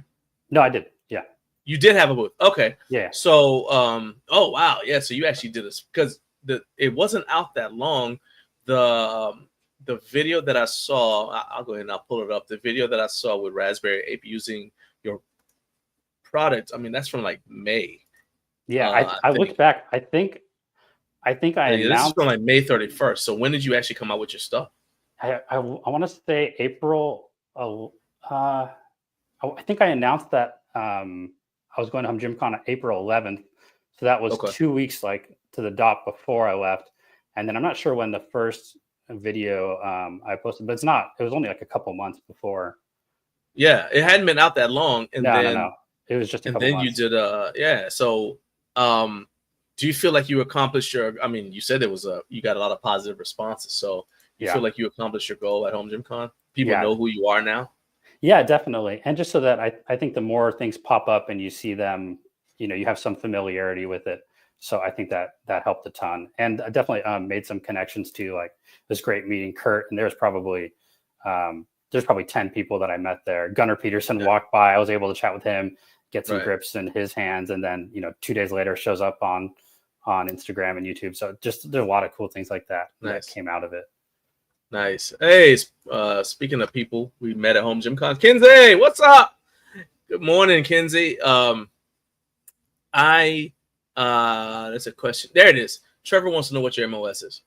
Okay, so I can tell you 42 Sierra, but you're not going to know what that is. No idea. So that's I'm in the Army band system. So there's Romeo bands and Sierra bands. So there's 4 special bands in the Army, and one of them is at West Point. So I've been active duty with a permanent assignment to West Point for the last 17 years. Oh wow, that's pretty sweet. Yeah. So it's a very unique MOS. I mean, I wouldn't have known anyway because I was in the Marine Corps, and all of our MOSs are just numbers. Okay. So like I was in 0811, which is a artilleryman, right? And I had another one too, martial arts, but the main one was 0811. So if I told somebody in the Army I was 0811, they're like, "What's that?" So when you guys say I'm a 58 Charlie, I'm like, yeah, I need more. I need more out of that. I don't know. I got you. Yeah. Have you already signed up for 2026? I did. Yeah, that was definitely one of the lessons learned, was to sign up early, because your booth choice is in order of when you sign up. So me being last wasn't necessarily the most strategic position for choosing my booth. Okay, but I have a question about it. It's similar to what I asked Marcus last week. Like when you have a small brand, you can't expect that people just know that you're there, especially with all these big brands with all this stuff, right? So like if it's me, I'm going to position myself where people have no choice but to see me on their way to something. Yeah. So I actually I would want some of the bigger brands to already be there. So then I can say, okay, who can I be next to in such a way? So like what Marcus said, he ended up he didn't really plan it, but it worked out for him because where he was positioned was like on the way to the restroom and the little food area. So if you were hungry or you had to go to the bathroom, you had to see his booth. Like there's no choice. And I was like, yeah that's kind of like, he was positioned perfectly for that. And it was also in that open area. So there weren't any other booths that's right there. So you cross the open area and then you see him, as opposed to booth, and you can kind of like be overlooked. So you signed up early. So how did you position your booth so that you can make sure you're not like, like the giant department store moves in right next to you and not nobody knows that you're there? So we haven't chosen booths yet. I think it's a good way that Jake's doing it, and I'm kind of in a good position because there's 60 vendors so far. So there's more than enough to get a general idea of where you want to be. So I was actually neighbors with Marcus. I didn't realize that 922 was Marcus. So I'd seen his videos and stuff online. I was like, oh, okay. Fun, like I know you. So Marcus and I, we hung out for like. I think that was a good spot, man. I'm telling you, like I said, there's a gap. So Expedience was there, but then there was it was an intersection. So there's a gap there, so people will see you there, as opposed to some of the other booths. It's like there's a booth right next to a booth, right next to a booth. So it's easy for your eye to just avoid it. Yeah. Yeah. What was the biggest? So I know what your intentions were, but what was the biggest realized benefit for you as a small brand from attending? Do you think it was sales or brand awareness? Oh, it's definitely brand awareness for sure. Okay. I think the sales for basically all the companies kind of seems like an added benefit to it, but I think it's really people want to. I mean, I know for myself as a consumer, like when I went, I just really wanted to get hands on things. Like if I could buy something, that was like icing on the cake. But it's like, how often do you get to I had like a list of stuff I wanted to try. So it was like, when else would I ever be able to just run over, try this one thing, run back to my booth, So that's the main thing, is for people to be able to sample things. Now you mentioned that you got your hands on, you got your product in the hands of like, Gunnar Peterson, and obviously Dan from Live Kinetically has it. Daniel, we just showed it. Were these organic collabs, or did you like they bought it and then they just kind of say, oh, I bought this thing or whatever? Or was it something like where you're like, hey, I want to see if you want to, I got this new product. I want to see if you want to try it. I'll send you a free one to just check out. How did that happen? It's kind of happened both ways. Sometimes, like you'll see like a video Rory from Mormon Strength, he's lifting on there. You know, I would have loved to just have sent him one, but you know, he just bought him. He's like, no need, man. I want to support. So he'll just, he bought them and he's made some really cool videos. And then there's other people like Daniel Strauss, you mentioned from Raspberry Ape. I think he was probably the first or second person that I sent them to because I consider him like the leading expert on grip and grappling, sort of those combination of those two things. So, and he's been super cool and offered me feedback. For me, it's definitely way more about getting their feedback and critiques more than, you know, if they make a video about it or something. That's awesome. I love to see it pop up, but really to get their feedback is way more. So they're kind of like beta testers for you. Yeah. So I couldn't pay to have, you know, somebody better than that beta test for me. So let me ask you this. We have a fair amount of content creators who have chimed in here. If somebody wants to be part of that process, like Usawa Fitness, for example, he's got several clients going through the gym all day. Okay. So he's a content creator. He's on YouTube. He's got multiple clients back, you know, coming through his gym all day long, various fitness levels. Some of them are older people or whatever. So how would somebody, if they wanted to get their hands on one, whether I want them to buy it, but however, if they want to get their hands on one, how would they reach out to you? You want them to Instagram, DM you? Like, what's that process like? Yeah, I'm super reachable. Instagram, DM, or the website, KottoGrips.com. There's a content page or contact page on there. So I'm easy anyway. All right, so we'll put that up at the end when we get to the end of the interview as well. But I'm gonna actually give you a kind of like a little bit of a shout out or props, flowers, whatever the kids say nowadays. I feel like a lot of times smaller brands or just brands in general, they see us at HomeGymCon and they see us passing by, and I'm not saying just HomeGymCon. I've been to, I think it's 3 fitness expos this year. I want to say it's 3 fitness expos this year. And a lot of them, people see you walking by and it's obvious that you're recording, that you're doing videos because you got a camera, or they see you at somebody else's booth doing a thing, right? And something that I think not enough brands do is reach out to just ask you if you'll come over to their booth, right? Yeah. So that's why. And then if they don't get that opportunity, they just leave. And I remember this guy, I'm not going to bring up his name, but I remember he complained because he didn't get exposure at HomeGymCon a couple years ago, right? And I was like, and nobody I talked to could remember having talked to him. And I was like, well, if you show up and you've got a product that none of us have heard of, or you kind of under the radar brand, what makes us want to talk to you? Like, we don't know, especially if it's a product. Okay, if it's a bar, I know what a bar is, and now it's kind of like, okay, like the quality of your booth is something about your booth eye-catching to make me come over there. But if it's something that's a little bit, unusual, and it's like your gi grips, I'm not gonna just know what those are for, right? Unless even me, I wouldn't have just seen those and been like, oh yeah, okay. Unless I see the name, but I'm not just gonna see the product laying there and say, oh, I know what that's for, right? And I love the fact that you reached out to me and said, hey, we didn't get to talk, but can we do something so that I can still tell you about my product, right? Yeah.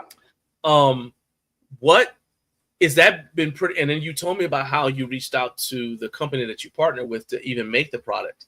What would you say has been the driving force behind making you unafraid to do that kind of reaching out? And you're really kind of risking people, kind of like reject, I don't want to say rejection. Not necessarily rejection, but you know what I mean? Like, you could have a negative response. So talk about that a little bit. Yeah, this is actually something I think about a lot, especially I'm definitely more of an introvert. So being able to sort of push past that barrier and kind of cold call people. My wife and I joke about this all the time because I do have that ability, or I've sort of created that ability over time. Like I said, part of it is from the other company I started, and then I've had to make a million cold calls. But for me now, the lens from which I view everything in clarifies everything. It makes it very simple. So it's interesting. We're having this podcast today. I retire exactly in 3 years from today. So I joined the military on the 27th. You can't retire until the 1st of the next month. So August 1st, 2028. Yeah. So basically my whole lens, the way I view everything is I have 3 years to sort of build that other company and this company to a point to where that can basically support my family, because after 20 years in the military, I won't want to have another boss. I can tell you that right now. I understand. I'd like to be my own boss. So I understand. The inertia to be able to reach out to some of these people if I do sort of meet that resistance, is very easy for me to view it through that lens of like, okay, well, this is the plan. What do I have to do to make that plan happen? Yeah, I have to get over myself and make these things happen, make those calls, whatever it is I have to do. That's what has to be done in order to get to that end point. So it's pretty clear for me in my mind now.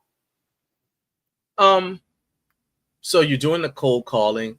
Do you like, what you call it? So I actually did a thing called, believe it or not, I'm a lot more introverted than I seem. Mm-hmm. And I remember somebody said they call it like a functional introvert. So it's like left to my own devices, I could be in the house without leaving the house with just myself. And this is back to when I was single, before I met my wife. I mean, I could be in the house by myself and be just fine, right? But because of my time in the Marine Corps, you kind of get to, especially as you start picking up rank, like they make you teach classes, they make you, you have to lead people, right? Yep. And so I can come out of my shell, right? But then what happens is I'm like exhausted. I want to get back. You know what I mean? Because you know what I'm saying? It's like just like, because you spend all that time like being amped. It's like a normal person yelling all day. Yeah. Right. That's how, if you're an introvert, how you feel just having normal interaction with people. Right. So what I ended up doing is I took a class called Pitch Clinic. And it was like and that's one of the ways that I learned how to pitch myself to brands, to do deals and things like that. Right. But it's still a constant process of refining that. Did you do anything like that just to like did you say, I'm going to practice my sales pitch for the cold call? Yeah, he's like, nope, I just called him and said, all right, you need my stuff. How much do you want? Deep breath and try to do my best. No, but I mean, that's super smart. And yeah, I mean, what you said about being introverted and being drained, like I'm sure you experienced it, especially, I mean, specifically HomeGymCon more than other things that I've done in the past. I mean, at night, I was just like, what even happened today? Like, it's just such a blur. Very much overwhelming for sure. I think that, and I've heard that from a lot of people. I've heard that sentiment. What's funny is, like, I told Jake jokingly when in year 1, I said, you're basically trying to get a bunch of introverts to all come to the same place. A bunch of dorks that work out by themselves. You know what I mean? Like, we're the guy who likes to be in his garage or his basement or whatever by himself, right? And now we're just going to all be in the same room at the same time. You know what I mean? It's like, how's that going to work out? And there's just in fact, my wife said she was talking to somebody and I think it was Nice Like Mike. And she said, I think you're experiencing sensory overload because you're not used to all the lights, the music and all that. And at the same time, it was also one of the coolest it's always one of the coolest experiences of my year. You know what I mean? But yeah, I was definitely drained. We would take like little breaks. We'd go away and find like a little, say, okay, I got to edit video. So I'm going to go up here and just. Yeah, you have to. Yeah. So Carp said, I saw his booth at home. You're talking about your booth and didn't know what the product was. I thought it was a fitness towel or something. Yeah. But then after seeing it at Roy's house, they seem pretty cool grips. That's what I'm saying. It's like, I guess this kind of goes from like back to what we're going to talk about with lessons learned. Yeah. What are you going to do, or are there any tweaks you're going to make towards as far as like promoting the product on a one-on-one basis as people are walking by, you know, in terms of engaging with consumers? Are there any things you're going to do to kind of tweak that? Or is there stuff that you like, you know what, that really worked well, I'm going to keep on doing that? Because I'm trying to use this to help other people who are where you were like last year or the year before that. As kind of like a training tool. Like, hey, if you have a product and you want to bring it to market, these are some footsteps you can follow. Yeah, for sure. No, I started a document of lessons learned like on the plane on the way home. So I definitely have I have like a long list of things. But the main one for me was there was one specific incident where somebody walked by and then he kind of walked back and was like, that happened a lot where they're sort of looking twice. And he's like, oh, I thought those were knee sleeves. And I was like, oh my God, like, what am I doing? What am I doing here? So that was like a huge lesson learned is I didn't really have a great way. Part of that was because, like I said, it was so last minute.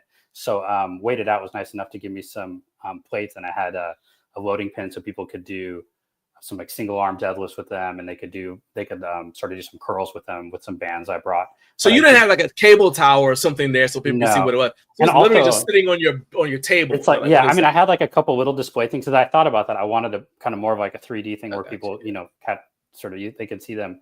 But even then still, so that was, and part of it is because I flew. So my whole booth literally was like a suitcase that I just walked from my hotel and that everything fit in the suitcase. So flying from New York, it is logistically difficult, but I'm already planning or creating plans to have at least some sort of single stack or a functional cable system, because I think that's the biggest thing is, for example, when I went by Matthew Porter's booth, it's like you walk by and his grips are on, and it's like, oh yeah, you see people working out with it, and you immediately, you already understand. Yeah, you don't even have to think through what it is versus me explaining how you might use it. So that's a huge lesson learned. So when Matthew did his first year at HomeGymCon, he actually didn't have a booth. He had his stuff at the Bells of Steel booth, right? But that goes back to my earlier question about where your booth is going to be, because if you position yourself next to, Trevor says perfect application for a Voltra. Well, you guys weren't too far away from Anchor, right? So they also got, but I'm thinking like if you're next to a brand that's got some sort of pull down equipment, you can just like work out a deal with them. Like, hey, can I just bring people over here to kind of use your, and most of the time they'll just say, yeah, sure. And that happened. Yeah, that ended up happening last year, sort of at the very end. People were filming videos on some of the other ones, but it does get a little bit tricky because you don't want to, if their sales rep might be talking to a customer, you don't want to sort of, take up their time. So it has to be a collaborative kind of situation. And now I'll go back to the Voltra thing. The thing is, so a Voltra fits in a suitcase, but you still have to attach it to something. Yeah. So my tentative plan that I'm trying to work out is I'd really like to get a bulletproof solo stand because they can fold up and they're somewhat portable. I don't know if you've seen those, but it's just like a single, one single column, and it's got a pull-up bar. And then basically to buy one and maybe have one shipped, or hey, if somebody's watching and you are local and you're going to be there, hit me up. Maybe we can work something out, because I do plan on buying one of those, and maybe we can work something out to where you have use of a Voltra solo stand for some time. Or rather a bulletproof solo stand. And then I could do something like bringing in an Anchor or a Voltra myself, because I would like to have one anyways, because I'm going to be doing more strongman competitions as a vendor and grip strength competitions. I already have a couple of those lined up. So it would be useful for me to have a Voltra or another system. So you got a lot of people there excited now. So first of all, I agree with Kurt 100%. He said, I love Brian from Waited Out and his rising tide attitude. Yep. Trevor said Blade X worked with a booth across from them. Yeah, I think there was a lot of that. There's a lot more of that collaboration than you think, because so on the one hand, you don't want to interfere with what they're talking about, but on the other hand, you're bringing people to their booth. So for sure. You're like, hey, this guy might use this thing. Well, in the process of them using your grip, they're also experiencing how well this cable system works, right? So you're actually you're promoting both products at the same time. I think that there are ways to continue to make it happen, and that's one of the things that I feel makes HomeGymCon really special. The other thing I thought about is something that my guy Dennis Solis, who actually flew there as well from California, and what Dennis did. So his thing is so he does garage gym for vets, and he works to get. Yeah, you know what I'm talking about? So he gets he'll pick out a veteran who veterans apply to him. He picks one out, and then they set up a home gym for the vet to help him out with, transition issues, things like that.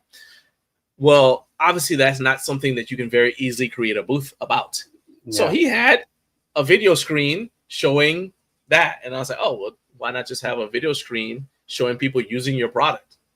Now it's kind of obvious what the thing is for. You know what I mean? Let's see here. Kinsey says she was going to suggest an anchor. Yeah. And Trevor, there you go. You got to volunteer. Trevor says, right. I live local. How can I connect with you? All right. Shoot me a message, Trevor. I'm about to say, I bet you I know the answer. And that is it right there.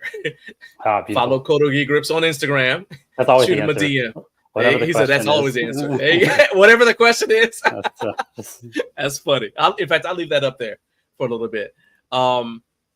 And Jim Gearfinder says you could use a kettlebell next time for the curls because it might be more satisfying than a pin and plate. And I'm sure I was about to do some Walmart buy and return situation. I was like looking into that. That's hilarious. Carp said Darko bought a rep rack and sold it at the event because it was cheaper than bringing one. Yeah. He sold it and he sold it on site. He said this year he had Rogue bring him an extra one. I mean, I think, it's like all these different things that I think work out. And I'll also say this is slightly recliner of rage, but I don't think too much of like if you bought a product. So let's say you're like, I want to buy something and have it delivered there. And then I just get it home because, the convention center does offer a freight service. Right. Yeah. Public service announcement, based upon what I've heard from Man Who Parks and Gym, that freight service is not the most reliable. And I think, so you may be waiting for a while. So make sure whatever you bought that you have freighted to you by that company, it's not something you need right away. For sure. That's all I'm going to say about that. But that you do have options to just say, hey, I have this here and let's just send it by freight to my address. Let's see here. So Trevor said he'll message you later. Sweet. And there is Rory, who we've been talking about him enough times that he heard us. So he's here saying, hey, says hello to David. Somebody, I think somebody earlier in the chat asked if I'd ever interacted with the combatives team. Combatives? Yeah. So West Point has a pretty famous combatives team, sort of that. I think I'm spacing out on his name there, but he's known as the father of modern combatives. Initially I was wanting to train either BJJ or judo and trying to decide between the two. And then I learned that West Point has a cadet judo club. So I was like, it's not David Grossman, is it? No. I don't think that's it. Okay. I'll have to look up his name, but that's okay. And he's still there. He still trains the combatives team. But I learned that I could basically train with the cadet judo club for free. So that was my very first introduction into martial arts, was just getting destroyed by these 18-year-olds weekly. So that I didn't train with them for super long, but it was an awesome experience. So that's part of that same system, the modern combatives and the judo club there. All right. I know he's a psychologist, but I wasn't sure because I remember Lieutenant Colonel David Grossman. He wrote the book on killing, and his book was part of our curriculum for the Marine Corps martial arts program. So I wasn't sure because I don't know about Army combatives. That book is actually, if you've never read it, if anybody wants to just read it, it talks about the effect of video games on your brain in terms of, and compares it to the desensitization we do, like in boot camp, to make it easier for you to carry out the mission. Yeah. Anyway, Trevor said Fringeport had an overnight something and it almost didn't make it to them. Yeah. There's some scary situations too. I will say that's happened in multiple places. So at HFA, Major Fitness had a thing missing from their booth because it never showed up. Right. So you're at the mercy of these freight companies because they don't ship fast. Yeah. That's why like a local situation would be, great, because I could buy it like 6 months in advance. I know it's going to be there. That kind of a thing, especially for me, since I'm only going to have one rack. So if it doesn't show up, that's not a good situation. So we were at I was talking to Scott McDonald from Body Solid, and he said like they'll actually try to get their stuff delivered. So if they're supposed, let's say something like HomeGymCon, right? They're supposed to be there Thursday to set up. He said they actually show up on Monday. Right. Yeah. and try to have their stuff delivered Monday, because if it doesn't show up, they can always call back and say, hey, send us another one. Right. So that gives them extra time. Well, that's not something that's always an option for smaller, brands, but he said they've had it happen multiple times in multiple countries and multiple events. Yep. And you get there, you're there, and the stuff you're supposed to show isn't. And you're just like, all right, awesome. Somebody else we were talking about, Matthew Porter. We brought his name up too many times, and he showed up. There we go. So Matthew, we were just giving you a shout out about your booth, and how you were able, and how David liked your stuff at when he saw it at your booth. Rory said, what I did was bring a small rep Apollo half rack. I got it on Marketplace for $400, and I used a dialed motion IBEX 4 cable system. I think that's the way to go. That's a good idea. So Rory's going from Tennessee to Kentucky, so that gives you an idea of his commute for that event. But yeah, and I'll say also, I'm not sure if this happened this year, but you could always bring something and then sell it like Darko did. I know that happened, but there is part of the HomeGymCon Discord. There's a thread for people who want to buy stuff. Yeah. So if you bought something and had it shipped there, you use it, you sell it to somebody in the Discord and buy one for yourself to ship to your house. And then not bad. Now you don't have to worry about your suitcase. All you need is your receipt or whatever. Let's see here. All right. Couple things. You said that you had a lot of lessons learned on a page full of it. We just talked about I think 3 of them. What would you say is the biggest, most impactful thing that you took away from HomeGymCon that you're able to use now, especially if you go to another event? Because I mean, there are other trade expos that you're going to eventually be going to. What would you say is the number one thing you said, man, I'm glad I was there for this because I learned this thing I couldn't have learned anywhere else? Yeah. I mean, not to double down on just having that functional trainer or something like that, but that really was, I mean, I've already applied that concept. So I'm going to be doing, so to back up the grip tools originally, like I said, it worked for BJJ and judo athletes. And I mean, I'm just a very beginner in that. I'm actually taking a break from judo to do some shoulder stuff. Right. But really, like I've gotten way more traction in the home gym community, and partially because I'm probably more involved in that and I know a little bit more about that. I'm not a super accomplished martial artist or anything like that. Right. So I'm just like a very beginner in that world. And so I didn't realize that there's going to be a whole interest in it from grip strength and strongman. So I've already had strongman arm wrestling. Yeah, exactly. Yeah. And that's how Daniel Strauss is using it for arm wrestling techniques. So, so I reached out to some local grip strength or a local strongman competition that's coming up. And like the first thing I asked was like, hey, can you position my booth? Do you have, is it in a gym? Is it by a cable system? Can you put I don't care what, like where the other booths are, can you put mine like right next to that? So that was like an immediate application of like something I learned from HomeGymCon already. And I would definitely, do that at whatever shows I go to. There's a guy I can put you in touch with. His name is Adam Glass. Adam is a very accomplished strongman competitor, arm lifting competitor. Also Jed Johnson is another one. But the reason I bring them up is because they're both also real big in the arm wrestling world. And then so if you got your grips in their hands, they have arm wrestling tables. Or people just come over to that house. They'll travel to actually practice. Yeah, so you now there's like, okay, I can now people will be able to try the product. So if you like, I'll connect them. I'm happy to connect you with those guys. Yeah, one of the other products I have in the pipeline is like specifically for arm wrestling style supination pronation training, but with a martial arts sort of twist on it. So yeah, that's right up the alley. This is not something I intended to ask, but since I see Wes backstage, this is a good time to ask because then he'll hear the answer. Have you tried your gi grips with a flywheel? I've not, but I've seen videos of the Curtis's flywheel, like on one of his videos, and it looks super cool. I was like, I thought about that same thing. I'm like, oh, I'd love to try this on that. It'd be cool for him to try that. So Kratos flywheel. So you and Wes, like I said, we're both at HomeGymCon, and I didn't get to really interact with you guys just because of our schedule.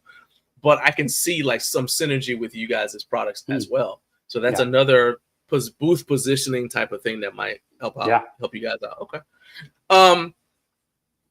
last question. Let me ask this. What do you think could be done to improve your experience at HomeGymCon as a small brand from Jake's end? I mean, he did a really good job. He was super accommodating getting me in there. One thing I heard, it might have been, I don't remember, I'm not sure which podcast I heard it on, but it was on my fault. I didn't make the connection between when I saw the website and I saw the content creators. There's like a list of, I don't know, there's like 10 or 13 content creators. And then on one of the podcasts, he had said, or somebody mentioned that people didn't reach out to the content creators ahead of time to have them come over to the booth. And I was like, oh, well, I didn't even know that was it didn't occur to me, honestly, to do that. And so that, mean, you could put that under lessons learned too. There was a few people that I like Jungle Gym reviews, like we'd chatted online, and there was a couple people like that just sort of organically we were chatting already.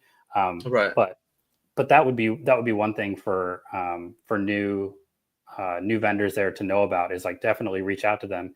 And I think there's naturally going to be some that are like, for example, Kurt, like his channel is like a perfect thing because he's already doing strongman type stuff. He already does reviews. Like it's right up his alley. And then some might not be as good of a fit. So I think trying to reach out to the ones that are a natural fit to want to come to the booth anyways, but to make them know about it and make them aware about it would be important. I think that's actually, so I talk about that all the time, but the content creators, the content creators who I talk to in the different chats we have, they're always like, well, I don't know if that's going to work because, they're thinking about the big brands. Yeah, of course. What if there's already like 12 people already signed up to do this? Like, yeah, but if it's a smaller brand, I'm going to tell you that at HomeGymCon, we were going back and forth because we had appointments already set up, right? Right. And it's a lot easier to get me ahead of time, 3 months ahead of the event, and I can look at my calendar and schedule you and make sure that I have time and I'm not interrupted, not rushing, than to hope I walk past you and you try to get my attention. Right. Because let's say I'm not going to another event where I'm already scheduled. I might actually just be like, okay, I need to take a break for a second because my brain's a little fried right now. I've been going. I need to, you know what I mean? So I can continue to be effective. So I think that is a highly underrated suggestion for brands. Like, hey, go ahead and you filter out the people, watch their channel, get to know what kind of content they have, and then you decide, hey, this is a guy or a woman who I want to have come over to my booth. You reach out, and I'll tell you that most of the time we're happy to do that. Yeah, everybody's been really cool. Most of us are excited. In fact, we're like, heck yeah, I'm happy to come over and talk about, because here's the other thing. Does that mean I might be the only one with a video from your booth, right? And so now that's something unique I can put on my channel for my viewers and they can't get it from anywhere else. So I think that one hand washes the other. So that's pretty cool. Okay, apparently, so not only did you just get a message on Instagram, I know that because Trevor said it, but Rory said, first of all, he said he loves your grips. He said, I think it's truly unique. I use my pair all the time. It's unlike any other grip implement. It just focuses on a wider grip to challenge your strength. But he said, let's make the Kodo Geek Deadlift Challenge a thing. My record is 405 pounds. So making some sort of online challenge like that may be a cool marketing strategy. Yeah. All right. So now we've got a second, and Kurt said a third. So there we go. So the people have spoken. Man, this was awesome. Thank you so much again for reaching out to me to make this happen. Where can people go to purchase a set of the Kotto Grips? How can they keep up with the new products that you're developing? So if you've got a newsletter, how can they sign up for that? Go ahead. I'm going to give you the big screen, and you can just let them know how to just get plugged in. Yep. Yeah. Super easy. It's at Kotto Grips on Instagram, KottoGrips.com. There's the newsletter sign up. It's not super active or anything yet, but I basically use Instagram to post anything I'm working on, and I definitely repost people that are doing exercises, because I want, in addition to the exercise library on YouTube, I want people to come up with new ways to use them. So I definitely want to feature people that are using them in creative ways. So I use Instagram for that all the time. Awesome, man. Thank you so much for being here. Once again, this is David Bergman from Thank you. Kotto Grips, man. Thank you, man. This is awesome. I really had a good time having you on here, and I hope you'll come back. Just like, the weight of my heart, if you are a brand, is to debut a product on my show. I'm just telling you that for free, okay? You're like, hey, I got a new product, and your viewers are the first ones to see it. And I also say this, something that shout out to Synergy Custom Fitness that they did. They had a product that was kind of in development, and once they got it to the point where it was kind of like, obviously safe to do so, they brought it out here and they got some feedback from the audience, and that's the adjustable dumbbell stand. Sweet. So that product was actually sort of developed in collaboration with the audience from this show, and then it was at HomeGymCon. So I'm opening this platform up to you, and I'm pulling for you, man. We got 3 years. Let's make him famous. All right. All right, let's make it happen. All right, man. Thanks, John. Take it easy, man. Hey, thank you. All right. So that was my guy, David Bergman, once again from Kotto Grips. David has a phenomenal product. I love it because it's elegant in the simplicity, but it also has a vast, a myriad of applications that you can use it for. And I just think that, I want to see him succeed, and I think that this thing could actually be a game changer for your grip training in a way that other products are not.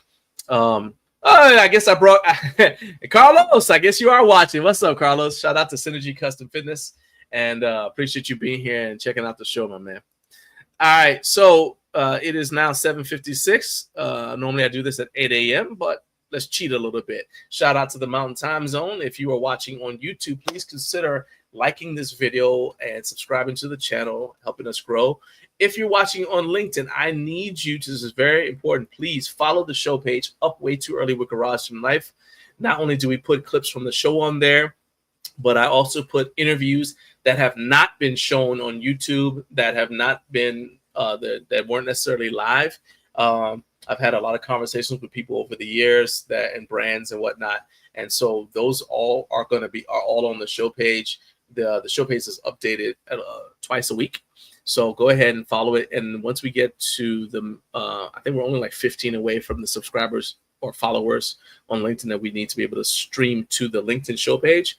So just go ahead, go over to LinkedIn, or if you're on LinkedIn already, go over to Up Way Too Early with Garage Gym Life and click that follow button so you can keep up with everything that we have going on. All right, my next guest is Wes Beecroft, and Wes is the founder of Kratos Fly Fitness. Okay, I wanted to say Kratos Flywheel Fitness, but it's Kratos Fly Fitness. They've got Flywheel products, and I actually got to give a shout out here to Kurt from the Kurt Locker, because I was able to use his video as part of my research. So I came up with some better questions for Wes than just, hey, tell me about your product. But I am excited to have Wes come on because I did not get a chance to really interact with him. I did walk past him a couple of times, and he tried, and we spoke, but every time I saw him, we were on our way to go fulfill something. So because I couldn't do that, I asked him to come on the channel so you and I could learn about his product together. And so that's why I'm super, super excited to have Wes on here. Wes, you ready? He's ready. All right, so let's go ahead and let's bring my man on here. This is my guy, Wes Beecroft. Wes, hello, boss. All right. Thank you for getting up way too early. Can you turn your mic up just a little bit? It's you're super quiet. Turn up your mic volume. Let's see here.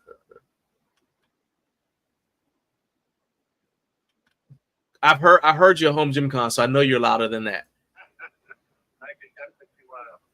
Plus, you are a coach, so I know you got the coach. Let's use your coach's voice. There you go. That's better. That's a little bit better. It's still kind of quiet. Let me see if I can. I can't really. It's tough for me to adjust your audio, but let me do, because it's gonna adjust my audio, not just yours. Let's see here. Okay, so hey, can you guys hear Wes? Okay. So now I can't hear you at all. Did you accidentally mute yourself?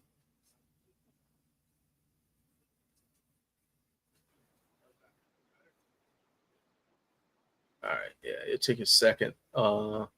You've got if you look down at the very bottom, you see like the little gear icon. You click on that, and that should help you. You can boost your audio setting. If you go to audio, and you can boost your audio setting in StreamYard, and then obviously you do the same thing on whatever device you're using to stream. Okay, so you saw a fitness said they can't hear you. So the reason is one of the reasons is because some of the people watching are in a gym. You know, they're lifting right now, and so I want them to be able to hear your product. Let's see here. I got my amp all the way up. Okay, so your mic is all the way up. Let me see something here. Okay, so let's see here. All right, let me try this. I got your mic volume up. Got you all the way up. There we go. All right, and same thing happened to Carlos earlier, he said. So, okay. I'll tell you what, if you need to go out and come back or whatever, I've got another segment I can do, and then I'll come right back to you. All right, so let me do that while you fiddle with that real quick. So this is something I actually have been trying to kind of show you guys for a while. I was in my attic looking for stuff, right? And while I was up there looking for something else, I found these. So I'm going to give you guys a look back. These magazines, I got these on eBay, but this is a look back at what home gym magazines used to look like. This is Home Gym and Fitness magazine from 1987. Okay. I got it on eBay. I've got two of them. These are both from 1987, Home Gym and Fitness. And first of all, there we go. This is what rowing machines look like in 1987 if you were in a home gym. All right. Then let's see here. Then I was flipping through there, and I started looking at some of the equipment that was available. And check this here out. You see that? Look at that. The Odyssey.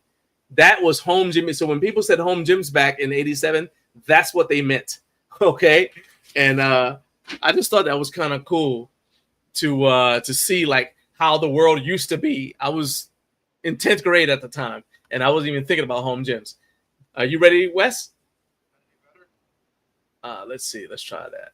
Let's see. No, I still can't. Let me try. Let me see something here. Let me make sure it's not me. Okay. So let's see. So people are saying that they can't hear you. Garage Gym for Vets. Good morning, man. Thanks for swinging by. We got Wes. You might have to go out and come back in. Leave the studio and come back in, Wes. And then just make sure that the mic that you're using isn't like if you're using this happens to me quite often.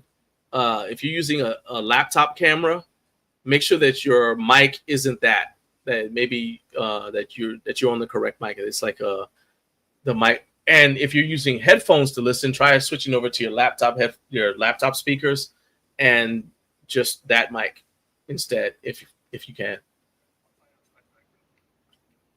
All right. While you're doing that, all right. So while we're waiting for Wes to come back, like I said, I'm going to give a shout out to my guy Curtis because he did a review, which I encourage you guys to all check out, of the Kratos Flywheel systems. And so I need to pull this up anyway. Kratos Fly Fitness. There you go, Kurt. There it is right there. Okay, so there we go. That's Curtis himself. So I have this pulled up in the background. All right, let's try Wes again. All right, let's see how you sound now, Wes. Better? Not really. And I can't really. I apologize. Hey, for those of you, I apologize, folks. If you can't hear him, man. Okay, So Kurt said it's low volume, but he can hear you. Okay. All right, let's see if we can just power through this. Just give me your coach's voice. We'll make this happen. Oh yeah, okay, that's a good idea. Jared said, so there is a StreamYard app using your phone. Yeah, try that. Look at Jared coming through in the clutch. Jared coming in clutch. There you go. All right, so he's gonna come back and do it on his phone. Meanwhile, let's go ahead and share this screen. So I want you guys to check out Kurt's video, and you guys start. If you're not familiar with what Flywheel systems, this will help you out. But then you guys can start getting your questions for Wes. So that's Kurt, very animated. This is the mustache that was, all right, because y'all know Kurt has a beard now. Okay. So let's skip ahead to here. All right, that's him lifting something that's not a Flywheel product. But there you go. So he's got that set up there. Actually, two different configurations, potential configurations for the system. You've got, share this here. So you've got an option for the Quest Portable, and that includes the Flywheel and everything. But now it's obviously portable, so you can take it wherever you want. Then you've also got the compact version, and the compact version has a mini platform. It takes up about 7 square feet. So that's, if you think about it in the grand scheme of things, that's not a ton of space. And then there's the, I believe this is the original. It was because this is the one that was in Kurt's video. It's the Quest Station with the platform. It includes a medium and an extra large Flywheel. So that's obviously going to be like your biggest product, but it takes up a fair amount of room that way. Here, so let's see here. Stop sharing. All right, let's see. All right, Wes, let's try. All right, is that any better? Yeah! All right. Here we go. All right. Finally, sorry guys. I'm not sure what the issue was. Hey, nah, that's okay. You're here, and that's all that matters. All right, so let's go ahead and let's jump into this. That was about to be Recliner Rage. For those of you who know, you know. Okay, so I was just showing some of the different products options that you have, and I would say that the main advantage that I can see of your product are that it is space efficient, and it seems to be fairly low tech. Do you think that that products like the Voltra though are going to be like your biggest competition in terms of like somebody saying, "Hey, I need something that's space fit, that doesn't take up a lot of room, that does a lot of things, and that I can that doesn't take once I get it set up, it's kind of easy to use." Yeah, So- they're definitely great products. I've used them before. I like them. Okay. The advantage I see with the Flywheel is that your resistance is unlimited. So Okay. it'll respond to whatever force you put into it. Okay. Where the Voltra is limited to, I think it was 200 pounds or something like that. Right. And it is- I'll say, and yours is low tech. It's very low It's tech. it's human powered. Yeah. Yep. And that's when- There we go. Kurt said the And Quest Station can't have dead batteries. So there you go. Exactly. And it's very indestructible. I mean, Okay. we over-designed that thing. Actually, each one of them is over-designed in a way that they're very difficult to break. Now you guys have let's see here. I want to pull this up here because you guys have like the history of the products on and what you guys did kind of building it. And there's a picture that kind of just this is it right here. Which one is it? Well, it's not a picture, it's actually a video. So let me I'm gonna see if I can pull this up here. All right. No, that's probably not a good idea. Well, no, it's just then I wouldn't be able to switch back over to here. But I'm going to share the screen to show this video from your channel. It's part of your story, right? And like this is you testing an early version of it. And I'm like, that right there, if that doesn't say home gym after work, tinkering after work, I don't know what does, right? Yeah. It goes back to what you're saying about it being kind of indestructible because look where it started, So Curtis, go ahead. It started out of necessity. I was training my son. He just graduated from University of British Columbia, but I trained him as a sprinter ever since he was in middle school. Okay. And his first race, his freshman year, he pulled his hamstring really bad. Is that the young lad right there? That's him. That's him. That's one of our prototypes. Look at that. Okay. And Got the when he harness pulled on. his hamstring, I felt terrible. I'm like, oh my gosh, I clearly don't know what I'm doing. So I went out and I looked for different modalities that would help him. And I came across the flywheels, and I decided to build one weekend just to see what it felt like and see if it was as easy as I thought it would be from a complexity standpoint. Okay. And it was. So we just kind of took it and ran from there. And for quite a while, he was our test subject. If Riley could get through it, then we felt we were getting in the right direction. At that point, he was about a 400-pound squatter at about 180 pounds. Yeah, shout out to child labor. I love it. Right? He's still a huge part of what we do. Oh, nice. So Kurt said he is regularly pulling in the 400 to 600 pounds of force range, which goes to what you were saying about durability. I think so. Jared's decided he doesn't believe him.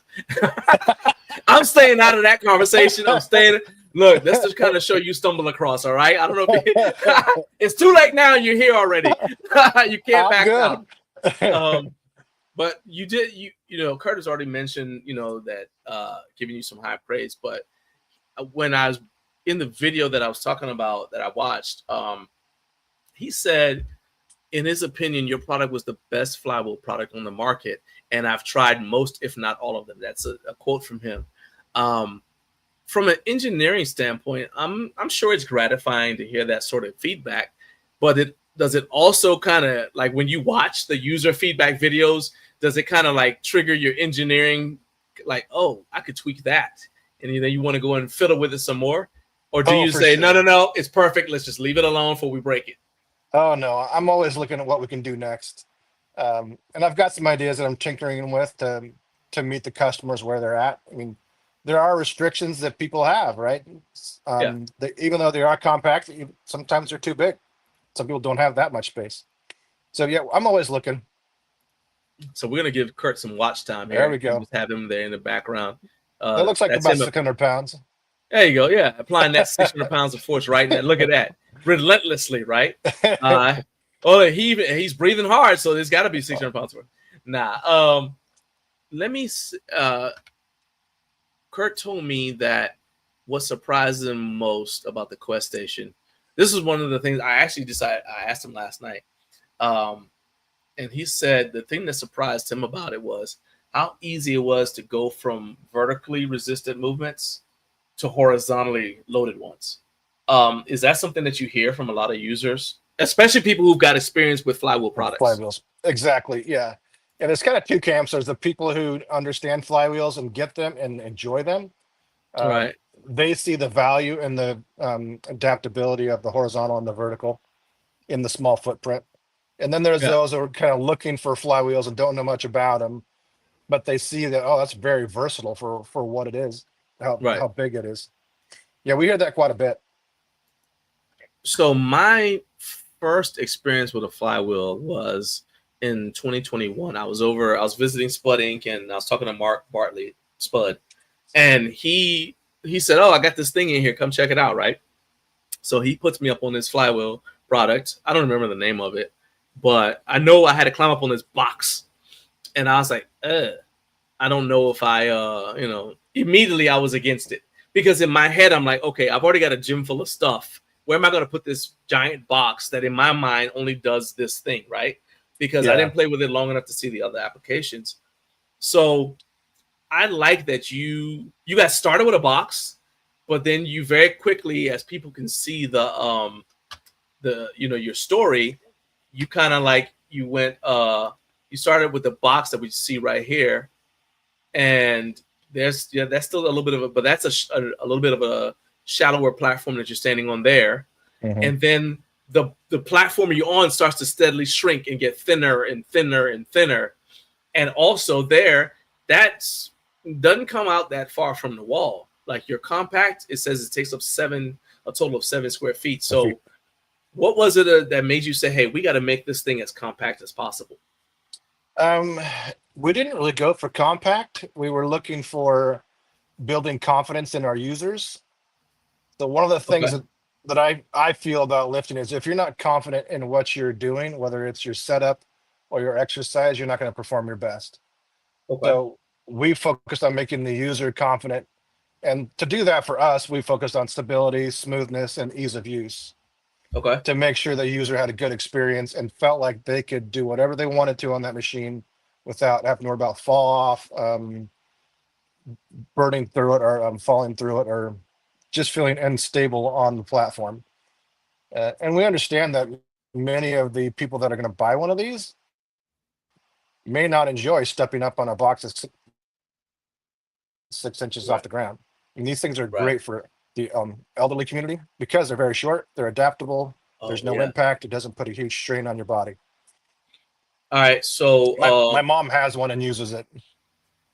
So we've got a question. My brother actually says, does the resistance, I know the answer, but I want to hear your take on it. He says, does the resistance increase when your speed increases? The resistance doesn't increase. What increases is your velocity, right? So to increase the resistance, you pull harder. It may go faster depending on where you're at in your strength curve. So the easiest way to adjust your velocity is to change flywheels. So you can go from a really small flywheel to a larger flywheel to change your velocity to match whatever part of the strength curve you're trying to work on. So something else that Kurt said that makes this superior, he was saying to some of the Voltra, the Anchor, kind of products is you store whatever force you put into it gets stored kinetically in the product. So on the way down, you're going to get that same level of resistance in the eccentric portion of the lift. The eccentric. Not necessarily down. You're going to get that same. So you're working hard both ways, right? So that's not a way. It's not like, so like, some people like to deadlift and then they'll just kind of like relax and let the bar they're kind of just riding the bar down. They're basically dropping the bar, right?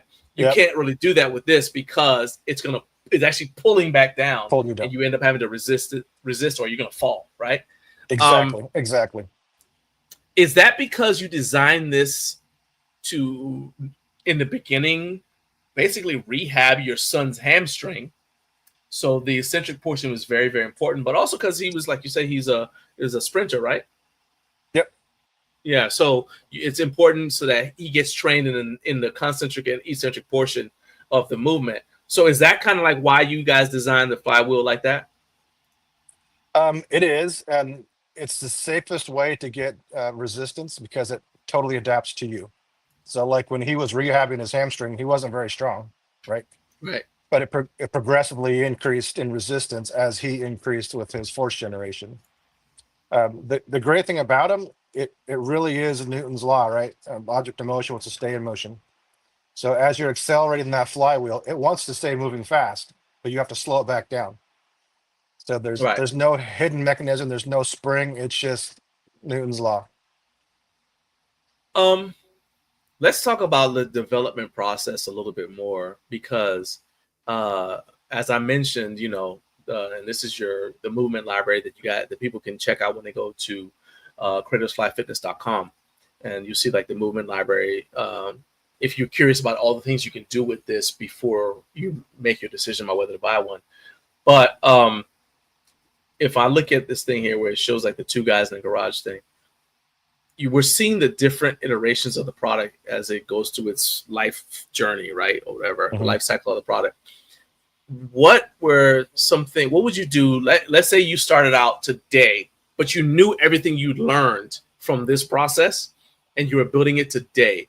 What would be some things that you would be doing today that you didn't know to do when you started out the trial and error process? Like, how is what you have today a better product than, say, when the Quest box first came out? Yeah, one thing we've had pretty good success with our station without deck, and Okay. that's something we didn't launch until later. We actually were on the market with the product before we launched that, and that's the version there to the So right. this one here?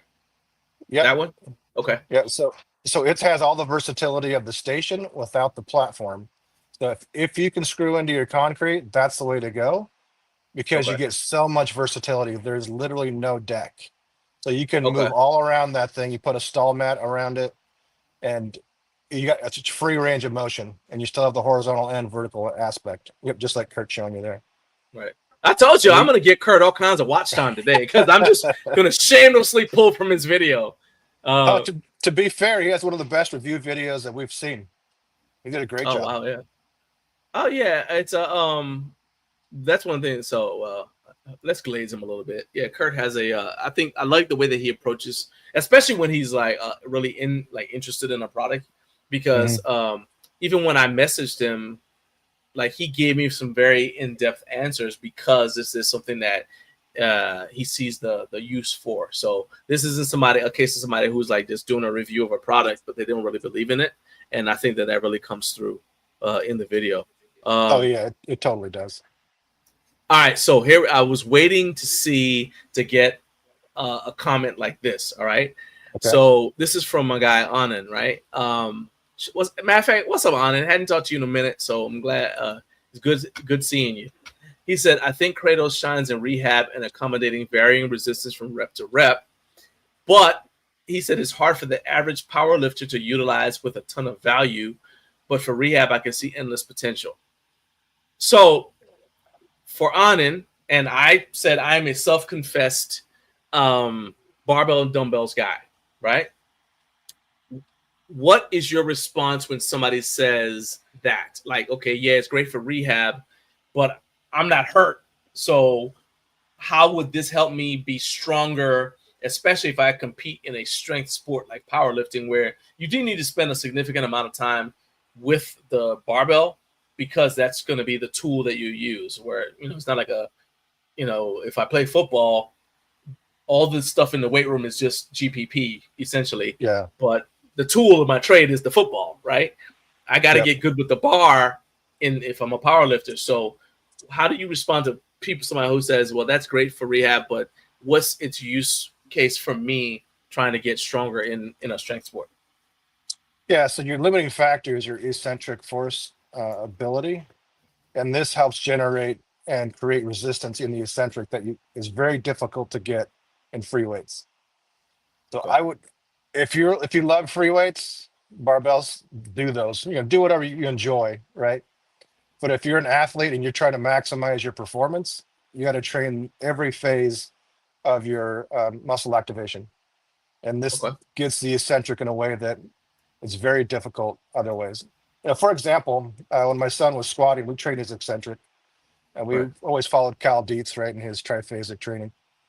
So when he was doing squats, we would put 450 pounds on the bar. He'd eccentrically lower it, controlling it, and take the weights back off and put it back on.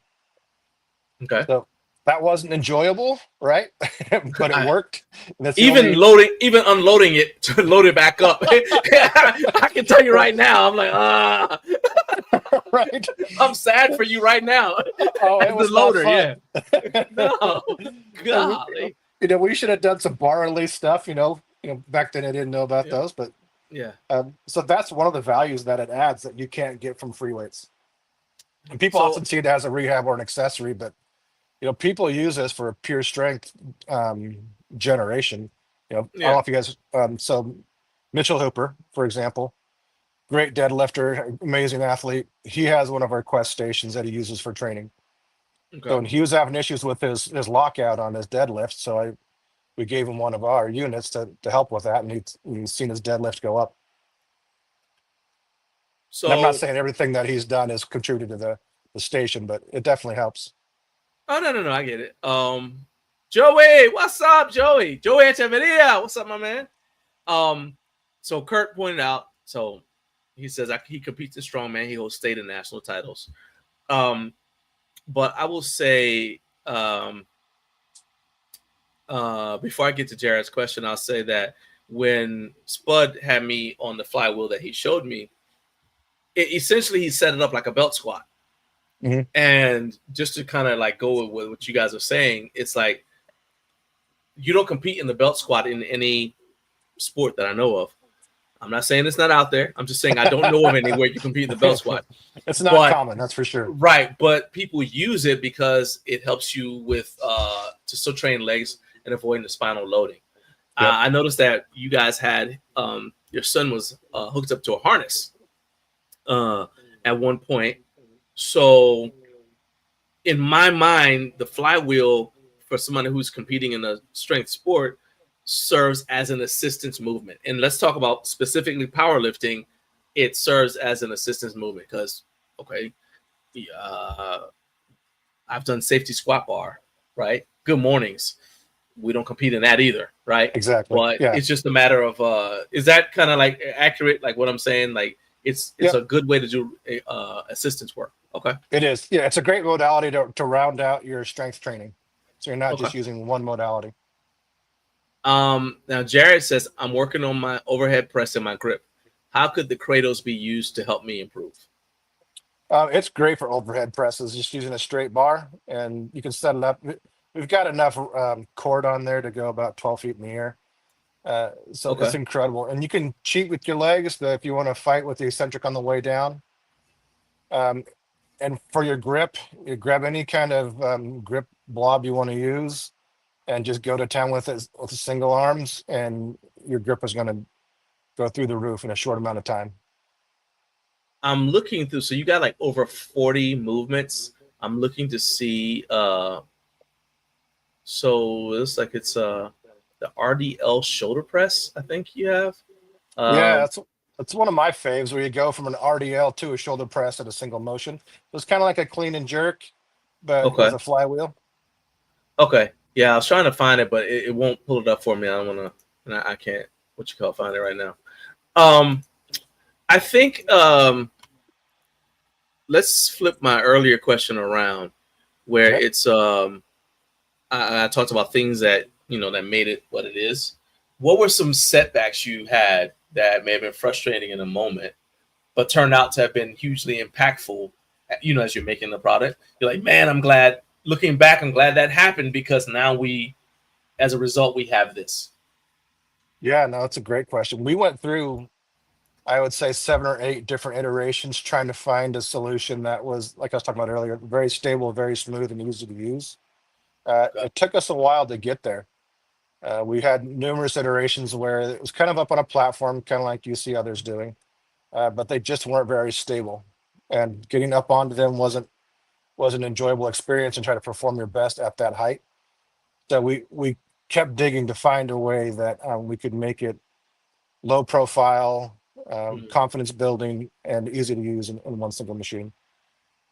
And we're not a group, so there's 2 of us that are behind Kratos, myself and Jeff Roshek, who's the other founder. Okay. We're all about continuous improvement and making things better, and we're not going to stop until we have something we're comfortable giving to the market. And when we start, Go ahead.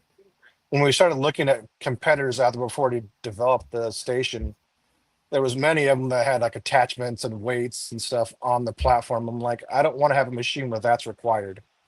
I want it to be self-sustaining, and easy to use, and difficult to hurt yourself on. Okay. So Jared, I'm sorry, Kurt actually answered Jared's question. I'll throw that up there, and then I'll go to Rob's comment. So he said, Jared, do eccentric overloaded tricep extension. Use body English on the concentric to overload your eccentric. There you go. Yeah. Kurt, I appreciate it. Well, you about to appreciate even more, because this is what he said when I asked him. I said, man, I was going to screenshot it, and I ended up having a screen record it. So I want y'all to see, this is what I mean by a comprehensive answer. All right. So this is, all right, here we go. So this is what I said. What are people who, so let me pause right there. What are people who are like me, primarily barbell and dumbbell people, missing out on by not trying flywheel trainers? Here is Kurt's answer. He said, I think most people should consider that a typical progression of additional weight moved is not always the right answer. with flywheel training is often the velocity of a movement, which results in greater impulse and greater kinetic energy transfer that can lead to better performance. So just because you don't add 1 pound to your flywheel squat doesn't mean your squat isn't getting better.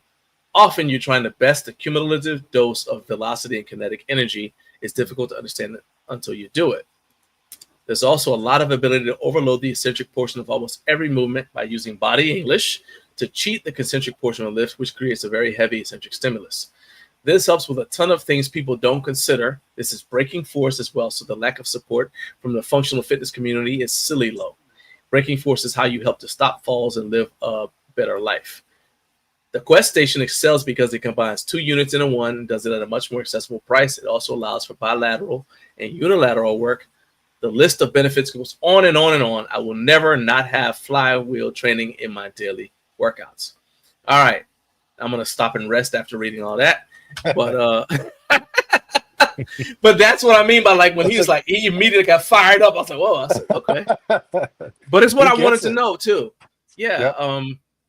So what is it when you see that? I saw the smile in your face as I was reading and you're kind of nodding.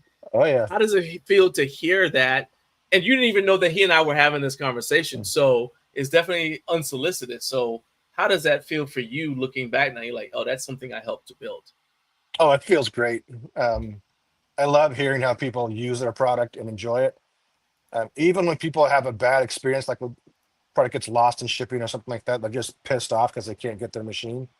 Yeah. When they get it, they love it. They're like, oh my gosh, thank you. This is the best thing I've been on. We've had several people reach out to us and say, thank you for your product. They haven't been able to lift in a number of years because of some limitation they have in their body construction. Okay. And they can actually do a decent lift with a flywheel and not get hurt. Nice. But no, it feels great. It does feel good. So Boo Panky is my brother. He said, I can see plenty of applications for this. And he competes in strongman. He's a master strongman competitor. I can see plenty of applications for this in strongman. Kurt said most people have issues on overhead press at the point where the triceps take over in the lift. Now, I don't necessarily know if that's Jared's problem because Jared's arms are very well developed. I think just from me watching, I think that his problem is like kind of like at the lift off point. So just off his shoulders. But having said that, I can still see some benefits there. Totally. And that's one of the things about flywheel training. It adapts to your specific strength curve. So if you have a weak spot, it's going to find it, but it's not going to limit the rest of your motion. And so like for a squat, for example, the hole is always the worst part, right? Yes, that's where you question your life choices. Exactly, right? So it's going to maximize your output of force in the hole, halfway through, and whatever joint angle range you're in. Okay. So because it's independent of gravity. Okay. So this is from Rob, who's Vintage Weights YouTube channel. He says, good morning. I don't know much about Kratos, so this is very interesting. He said, great guest today, John. Man, Rob, I appreciate it, man. I appreciate you getting up way too early, especially since you're about to have to go back to the day job soon. So there you go. I appreciate you being here. And I would say Wes is actually going back to Rob. I think Wes is probably a good guest for you. So what Rob does on his channel a lot of times is he interviews companies about the history of their product because he's into iron game history and so I think that I'll connect you guys so you guys can work that out because I think it'll be an interesting conversation. Yeah, thank you. Please do. Now for Joe Echeverria, he says, I know you can progress the flywheel with different resistance levels from the disc, but it seems that there are more variables. What is the best way to track your progress? That's the other thing. That's another. So with barbells and dumbbells, I'm assuming that you're gonna. Yeah, I know that the rep 1 is something that you can use to track it, but that can be very complicated for people. All right, I've never used one, but just looking at it and what it does, I'm like, okay, that'd be complex for a lot of people. So, what would you say would be the best way to track your progress with the flywheel? Is it your performance in other things? It easily can be. The simplest way is with the app that'll tell you what your force generation is, your velocity, your range of motion, and your work content.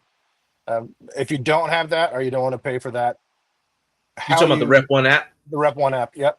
Okay. Exactly. It works great. We love it. But like you said, no one is competing in flywheel training, right? Yeah. So how your performance and what you're trying to work on improves is a great way to determine if the flywheel training is adding to your training or if it's not, and what you need to change to get it to. So for example, Okay. if you got a dead point in your progression for a deadlift or a squat, you start using one of these, you're going to see your numbers increase because it's a totally different modality than you're used to if you're not using one. Okay. Let's okay, so I was looking for this thing. Let me pull this back up because for people who are not familiar with Rep One, you can give it a little bit of a kind of like a breakdown a little bit what it is and what it does. So Sure. Yeah. so that's an additional. If you have the Rep One connected feedback sensor, that's going to be an additional 400 if you had the station without the platform. But yeah, go ahead and kind of like break down what that is a little bit. And if y'all want a more in-depth thing, Kurt talks about that in the video as well. But just for right now. So it's an encoder that's built into the flywheel itself, not the flywheel, but into the what we call the force converter, which changes your linear velocity into a rotational velocity. So the encoder inside of there has a little magnetic pickup, a little circuit board that connects it to your phone. And it gives you a wide range of feedback from distance to force. And the one thing that we do that's different than other flywheels that use a similar kind of output is we actually can give you a force and not a average force, because we take into account the strap thickness as you go through your range of motion. So instead of averaging out the thickness at one point, it's always accommodating for it. It puts all your information into your phone. You can save it. You can share it. You can compare to how you were doing before in a certain exercise. You can actually also take videos too if you want to take video recording of how your exercise looked. Okay. And it's nearly invisible on the unit when you're looking at it. It's just a little switch on the back that you're going to see in a little battery cover. Okay. It's definitely worth the extra 400 if you want to track your exercises. Okay. And there are other options on the market if you don't want to pay the $400. You can buy carabiners that have a force production number in it, and those kind of limit your range of motion because they are pretty thick, but it is an option. Okay. So let's see here. Carp said a flywheel definitely can have a crazy eccentric. He said when I tried the Kratos, it was very surprising. You can set your Vulture to overload the eccentric too, also as a different feel than just a cable. And so Kurt says about the long response. He said, my wife told me to get off the phone when I was responding. So I said it goes on. Hey, don't make sure she doesn't know you were talking to me. All right. You are on your own. I appreciate you though. I appreciate your sacrifice. So Kurt says reps in reserve and rating of perceived exertion, RPE, with given loads is the easiest for most traditional lifters to understand from my point of view. So if you use the XLR's disc at 12 reps with 2 reps in reserve, you make gains by getting to 14 reps at that exact same setting. So that's another way. Yeah. And Joey said that makes sense, Kurt, because it's hard not to want all the data. I think honestly that people sometimes you get overwhelmed. It's like there's too much information, and now you spend your time looking at the information trying to figure it out. So let's say it happens like, okay, my first set I did this. Now I'm looking at my data, right? If you have a coach there, the coach is looking at your data and they know how to like adjust you for the next set, right? But you could very easily, if you're not comfortable with this or experienced with it, you can spend your time staring at your phone trying to figure out what that meant. And by the time you look up, you just spent 5 minutes standing there doing nothing instead of doing your next set. You know what I mean? So that's kind of like the objection there. And that's one of the reasons we don't have it built in. It's an option, right? Okay. So some people don't want it, some people do. Yeah. So we don't force you to buy it when you buy one of our products, because you may not want to worry about an app. You may not want to worry about some numbers. You just want to do it to move and feel better. So you guys make sure that if you are watching on LinkedIn, make sure go ahead reach out to Kratos Fly Fitness on LinkedIn. They are on there, and make sure you follow their page so you can keep up with all of their upcoming developments, any new products that they have out. And also, I assume you guys will put down like different places where you're going to go, different expos, trade shows. Do you guys do like coaching clinics as well? Like We haven't Perform started Better and yet. things like that? We haven't yet, but we're going to. Actually, HomeGymCon was our very first show ever. Oh, wow. Okay, Yeah. see, like, because I think that your product would do great at Perform Better. At the Perform Better, you know what I'm talking about, the Perform Better Summit? Yeah, I think that would be awesome there because it is so compact. And there's a nice sports application. So I would think that that actually be a really cool setting for it. Oh, I But agree. let's talk HomeGymCon. You Okay. said that was your first one ever. So that's your first one ever. What convinced you that this was a good idea? Because you came from the Pacific Northwest all the way to Louisville. So what made you pull the trigger and say, this is the one we're going to go to? We wanted to get exposure in the home gym community because there is a ton of flexibility in the equipment. And when I say that, it's difficult. So many people live in apartments, right? It happens. Not everybody lives in a house that has a garage. I like how you said that like it's a tragedy. Like, yeah, it happens. People live in apartments. It'd be nice if everyone could have a home gym. God bless them. You know, they're doing the best they can in their apartment. I didn't mean any offense to anybody. Like, I think it's funny. Well, we lived in an apartment not too long ago, a couple of years ago, and I had one of these in my apartment, and I could do nice exercises with it, and not have to worry about falling through the floor, right? So this is one of the only pieces of equipment you can do a heavy squat or deadlift and not worry about who's below you, because you can't drop anything. So we don't work for two reasons. One, for the exposure, and two, I want to get reaction videos of that first instance of people feeling the eccentric. That's why you were trying to get my attention. You wanted to put me on the thing. Oh, heck no. I dodged the bullet. Yeah, nice try. All right. I'll get you next time. But you tell people all day long what it does and what it feels like, but they don't get it until they feel it. And trying to get that reaction is one of the big reasons I was there. Because we're going to make a compilation video of what people respond to when they feel that eccentric. It's very surprising for a lot of people. Okay. So the thing about the apartment, though, I told you when I sent you the preliminary questions, whatever, that my home gym journey started in a loft apartment. Yeah. And I literally had 2 dumbbells in a wooden box that I used for everything.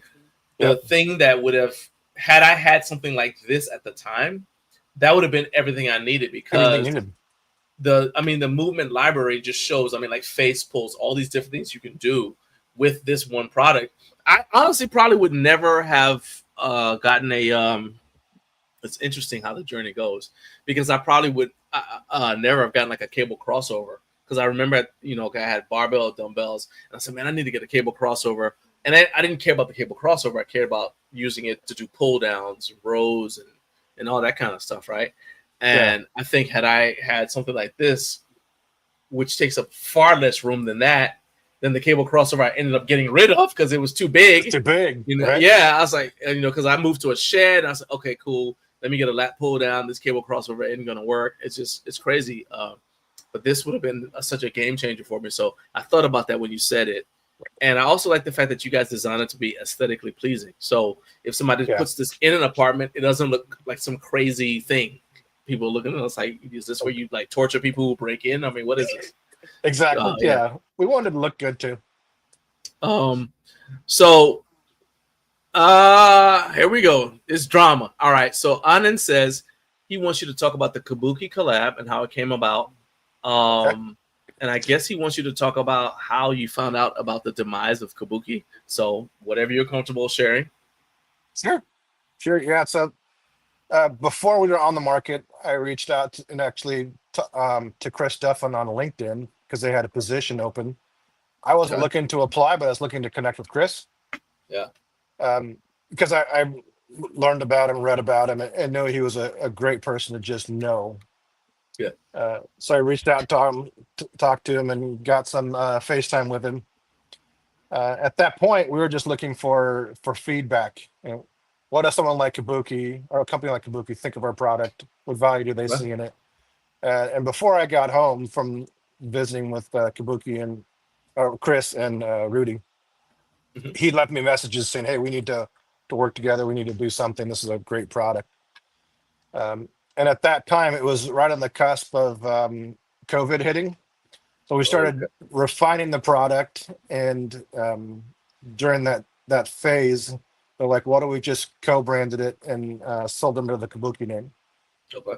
So since we didn't have a lot of ability to make connections, get on the road, do any of that kind of stuff, like, yeah, that sounds great. You guys have a lot of connections. You have a lot of credentials in the industry that we could help with. And so we collaborated and co-branded it for a number of years. To their demise, I don't want to speak to that too much. There's information on the web about things that they've done. Completely understand. I'm still friends with Chris. Chris is a great guy. Him and I touch base every once in a while. I'm going to give a shout out to Chris Duffin right now. I'm sorry to cut you off, but I'm going to say, no, you're fine. As somebody who I've been interviewing people for a long time. And I remember I interviewed Chris Duffin. It was so long ago, he didn't know what Zoom was. Okay. Yeah. Zoom was still a fairly unknown platform. So this is before the pandemic. He didn't have to talk to me. His book, The Eagle and the Dragon, had just come out, and that's how I got his attention. And I said, "Hey, I bought it, read it. Actually, and in fact, if you guys who are watching now have never read The Eagle and the Dragon by Chris Duffin, it is fascinating. I love that book. And just like how he essentially took himself from being really a homeless kid to having an engineering degree is amazing. And I think he had custody of his little sisters, when he was like, I don't even know if he was in college yet. When he did that, he was. Yeah, he was a student at OIT. He was in college when he got custody of him. Okay, yeah. But that's crazy. Like I said, I don't want to ruin too much, but my point is that he gave me his time at a time when I was very, very small channel, and he still gave me his time, and I still have the interview. Nice. And in fact, I'm going to chop up parts of it and I'll put it on the LinkedIn show page just so you guys can see it. We talked about all kinds of stuff. We talked about the educational system, all kinds of things. But I have nothing bad to say about Chris Duffin. I understand what he was trying to accomplish, and sometimes things just don't work out. Yeah. And he made a huge impact on the strength community. Heck yeah. And I love the fact that he's got the thing with Wait It Out, and that they're going to start bringing stuff back. And I'm looking forward to seeing his bounce back. And that's what I have to say about that. Me too. Totally agree. And I'll be there to help him any chance I can. He did the same thing for us. Now, Vintage Weight says, Rob says, I first saw the Kratos Flywheel being used by Kurt. I still see his frequent use of it. So anybody who wants to see his application needs to follow the Kurt Locker. You should do that anyway. Even if all you are, if you're like, just want to see the progress of his beard. Now he's out of the Air Force. All right. If nothing else, you want to be there to watch the beard go through its life cycle and its development. Okay. I mean, so let's go to we're talking about HomeGymCon, and you pulled the trigger and went there. And I mentioned this to David when we talk about his product. You also had a booth that was fairly small. It's easy to get overlooked among all the big booths. You guys weren't too far from the fitness booth, as I remember. And a lot of the small booths, they kind of like shrink away. That's not what you did, okay? You you channeled your inner Carney, let's say like that, right? As I'm walking by, you're like, "Hey, come here, you want to try that?" I don't want to get too much into the other side of your business life, but is that fearlessness something that you developed because of what you do professionally on the other part of your business life? Partly. I've been managing engineering teams for the past 20 years, so engineers can be difficult people to work with. They're very opinionated and highly intelligent, right? So you got to be able to put the naysaying aside and be able to connect with them individually. And I love talking to people. I love interacting. I'm very passionate about our product and know it can help most people. and I'm not afraid of making a fool of myself in order to get someone's attention to show them, come check this out. I did the same thing with Nick Best. He was walking by. I'm like, hey, Nick, come check this out. That's hilarious. He gives me a finger and says 1 minute. And he came back 5 minutes later and talked to me a good 5 or 10 minutes. Nice. What do you, as we start to wrap this up, you're obviously into collabs and things like that. Did you hear what I asked David about his gi grips being used with the Flywheel? I did. Yeah, no, that's a great idea. Okay. Yeah, I'd love to try a pair out. Okay. So I guess I'll be connecting you with him as well. Appreciate that. So Joey says he disagrees. I don't know if I'm assuming, are you disagreeing that y'all are not intelligent? You saying you're not intelligent, or are you saying that you're not difficult to get along with? I say he was easy for me to get along with when he sat next to me at dinner. All right. Well, we weren't working on a project together, so I can see that. Don't get me wrong, I love engineers. They're fun. My partner, business partner, is also an engineer, so we have fun conversations. All right. What, as much as you're comfortable talking about, what do you guys have that's like, what's on the horizon that we can look forward to, say, between now and let's say the end of the year? We just launched with a company called Altus. Altus is a organization that helps strength coaches become better. So they help train strength coaches, and they also help train track and field athletes at their facility in Georgia. We just launched a product with them called the AK Power Cord. Okay. Which is a very compact and cost-effective way to get resistance during sprint activities. So whether that's for football, soccer, baseball, tennis, it provides up to 40 pounds of resistance and up to 100 meters of range. Okay. So we just launched that. We've got our first our first batch has already been sold and shipped. We're working on our second batch now. And that's the first of several products we're going to release in that line. Okay, so and you said, well, I just went on there while you were explaining that. I went on their website, and it looks like there's a pre-order. It says it's only available to people on their email wait list. So if somebody's interested in that, do they have to go to the Altus website, or can they get it through your website? It's not available through ours. So if you want to get on the wait list, go to one of their posts and comment on it, and then you'll get on their wait list. Okay. And I don't know how many people are on the wait list, but there's quite a few. There's a lot of demand for it. All right, so I'm gonna go ahead and I'll just do that right now. I'll just post that. That is the link to it right there. So anybody who's interested in getting on there and finding out more information about it, check it out. Kurt said, "Are software engineers actually engineers?" He said they're like the chiropractors of the engineer world. That, and Joey said that hurts. It's true, but it still hurts. It hurts. Hey, This is the kind of show you've stumbled across, man. I'm just telling you. We have a good time. Industrial engineers, right? Yeah, y'all are out of control. So let's say somebody wants to get their hands on your products, and they want to like just keep up in general with everything you guys are doing. I already said they should follow you guys on LinkedIn. But as far as newsletter signups, your social media, how can they keep up with everything that you guys are doing over at Kratos Fly Fitness? Yeah, Instagram's a great way. KratosFlyFitness.com, another way. We do have a LinkedIn page. We've got a Facebook page too, apparently, but I haven't looked at that in quite a while. I like how you said apparently. I don't bring it up because I don't go on Facebook. I avoid it if possible. I go on LinkedIn. Look, I went on Facebook 2 days ago. My brother sent me something that I had to go on Facebook for it. I went on Facebook. I opened the thing, and the first post I saw was some drama. I said, "This is why I don't come here." Yeah. This is why I don't come here. I keep all that negativity out of my life. But so KratosFlyFitness.com. You can definitely go there. There's no drama there. No drama. All right. I have my cell number on there. If you just want to get a hold of me, just text me, call me. I'll respond. I'm a normal person who loves talking about our products. So call me, do a FaceTime or whatever.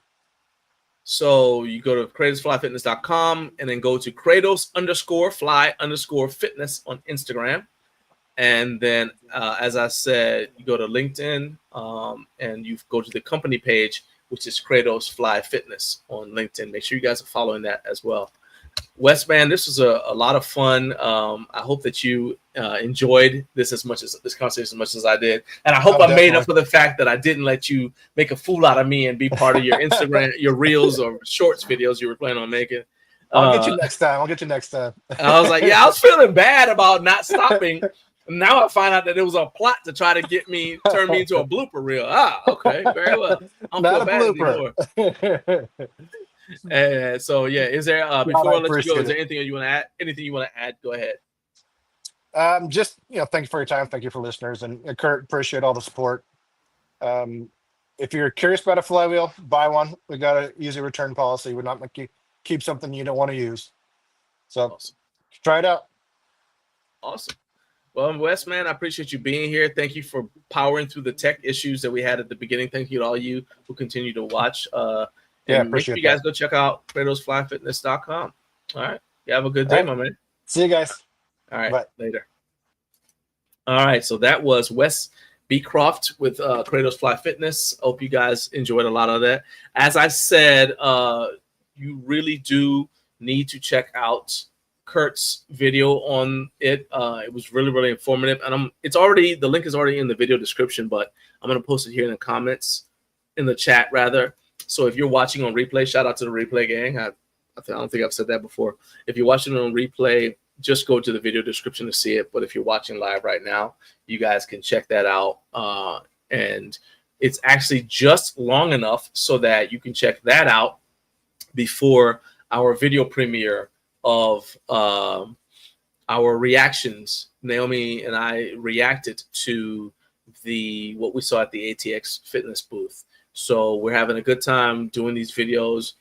Originally, we were just putting up the booth tour, but we realized that, so we'll put the video up and then she and I will be talking about it as we're watching, because we watch the videos when they go up in their public, right? We watch them together. And we started having conversations about it, and we said, you know what, this would actually be pretty cool if we let people in on what we think about the video and about the booth that we did the video of. So we've adjusted how we're doing them, and now you guys get to see the tour, but you also get to hear our reactions to the equipment there, what we thought of the booths and everything else. And hope you guys are enjoying that. And for the booth tours that we did where we didn't do a reaction, we're going to go back and just do separate reaction videos for those. So like Freedom Fitness equipment, for example, we're going to, and Iron Bull Strength, we're going to do that. Okay. So keep an eye out for that. But anyway, so at 9:15, we got a premiere of our reaction to the ATX Fitness tour. And so you'll get a tour and you'll get our reaction at the same time. And then don't forget that at noon Eastern time today, if you want to hear more about the Gibbon, which is the new Fringe Sport tornado arm product, you need to go to Fringe Sport on Instagram. This is not sponsored, but just go to Fringe Sport on Instagram and check out their Instagram live so you can find out about their product.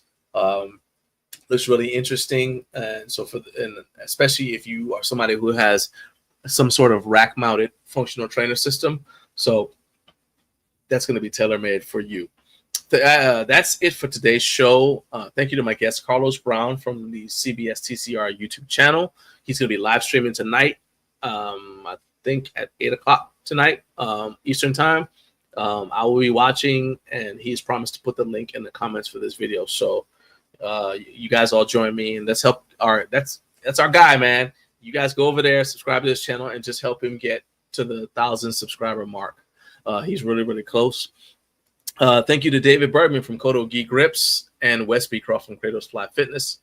All of you guys stopped by. You made the show a success. And shout out to all of you who watched and commented during this entire show. We're going to, next week, we'll have Vern Cowles from Usawa Fitness YouTube channel joining us He's going to talk about how he turned being a content creator into a free trip to HomeGymCon as a brand ambassador for Kodo. Plus, I know you guys want to know about how Vern has videos with some of which have, he's got a video with 80,000 views. He's got several videos with that have like 50,000 views. And despite the fact that his channel is just now hitting 10K subscribers. So I know you guys want to hear about how he was able to accomplish that. So be here next week. And until then, just keep on posting in the community section. Keep sharing our channel link to help us grow. And keep on stacking days.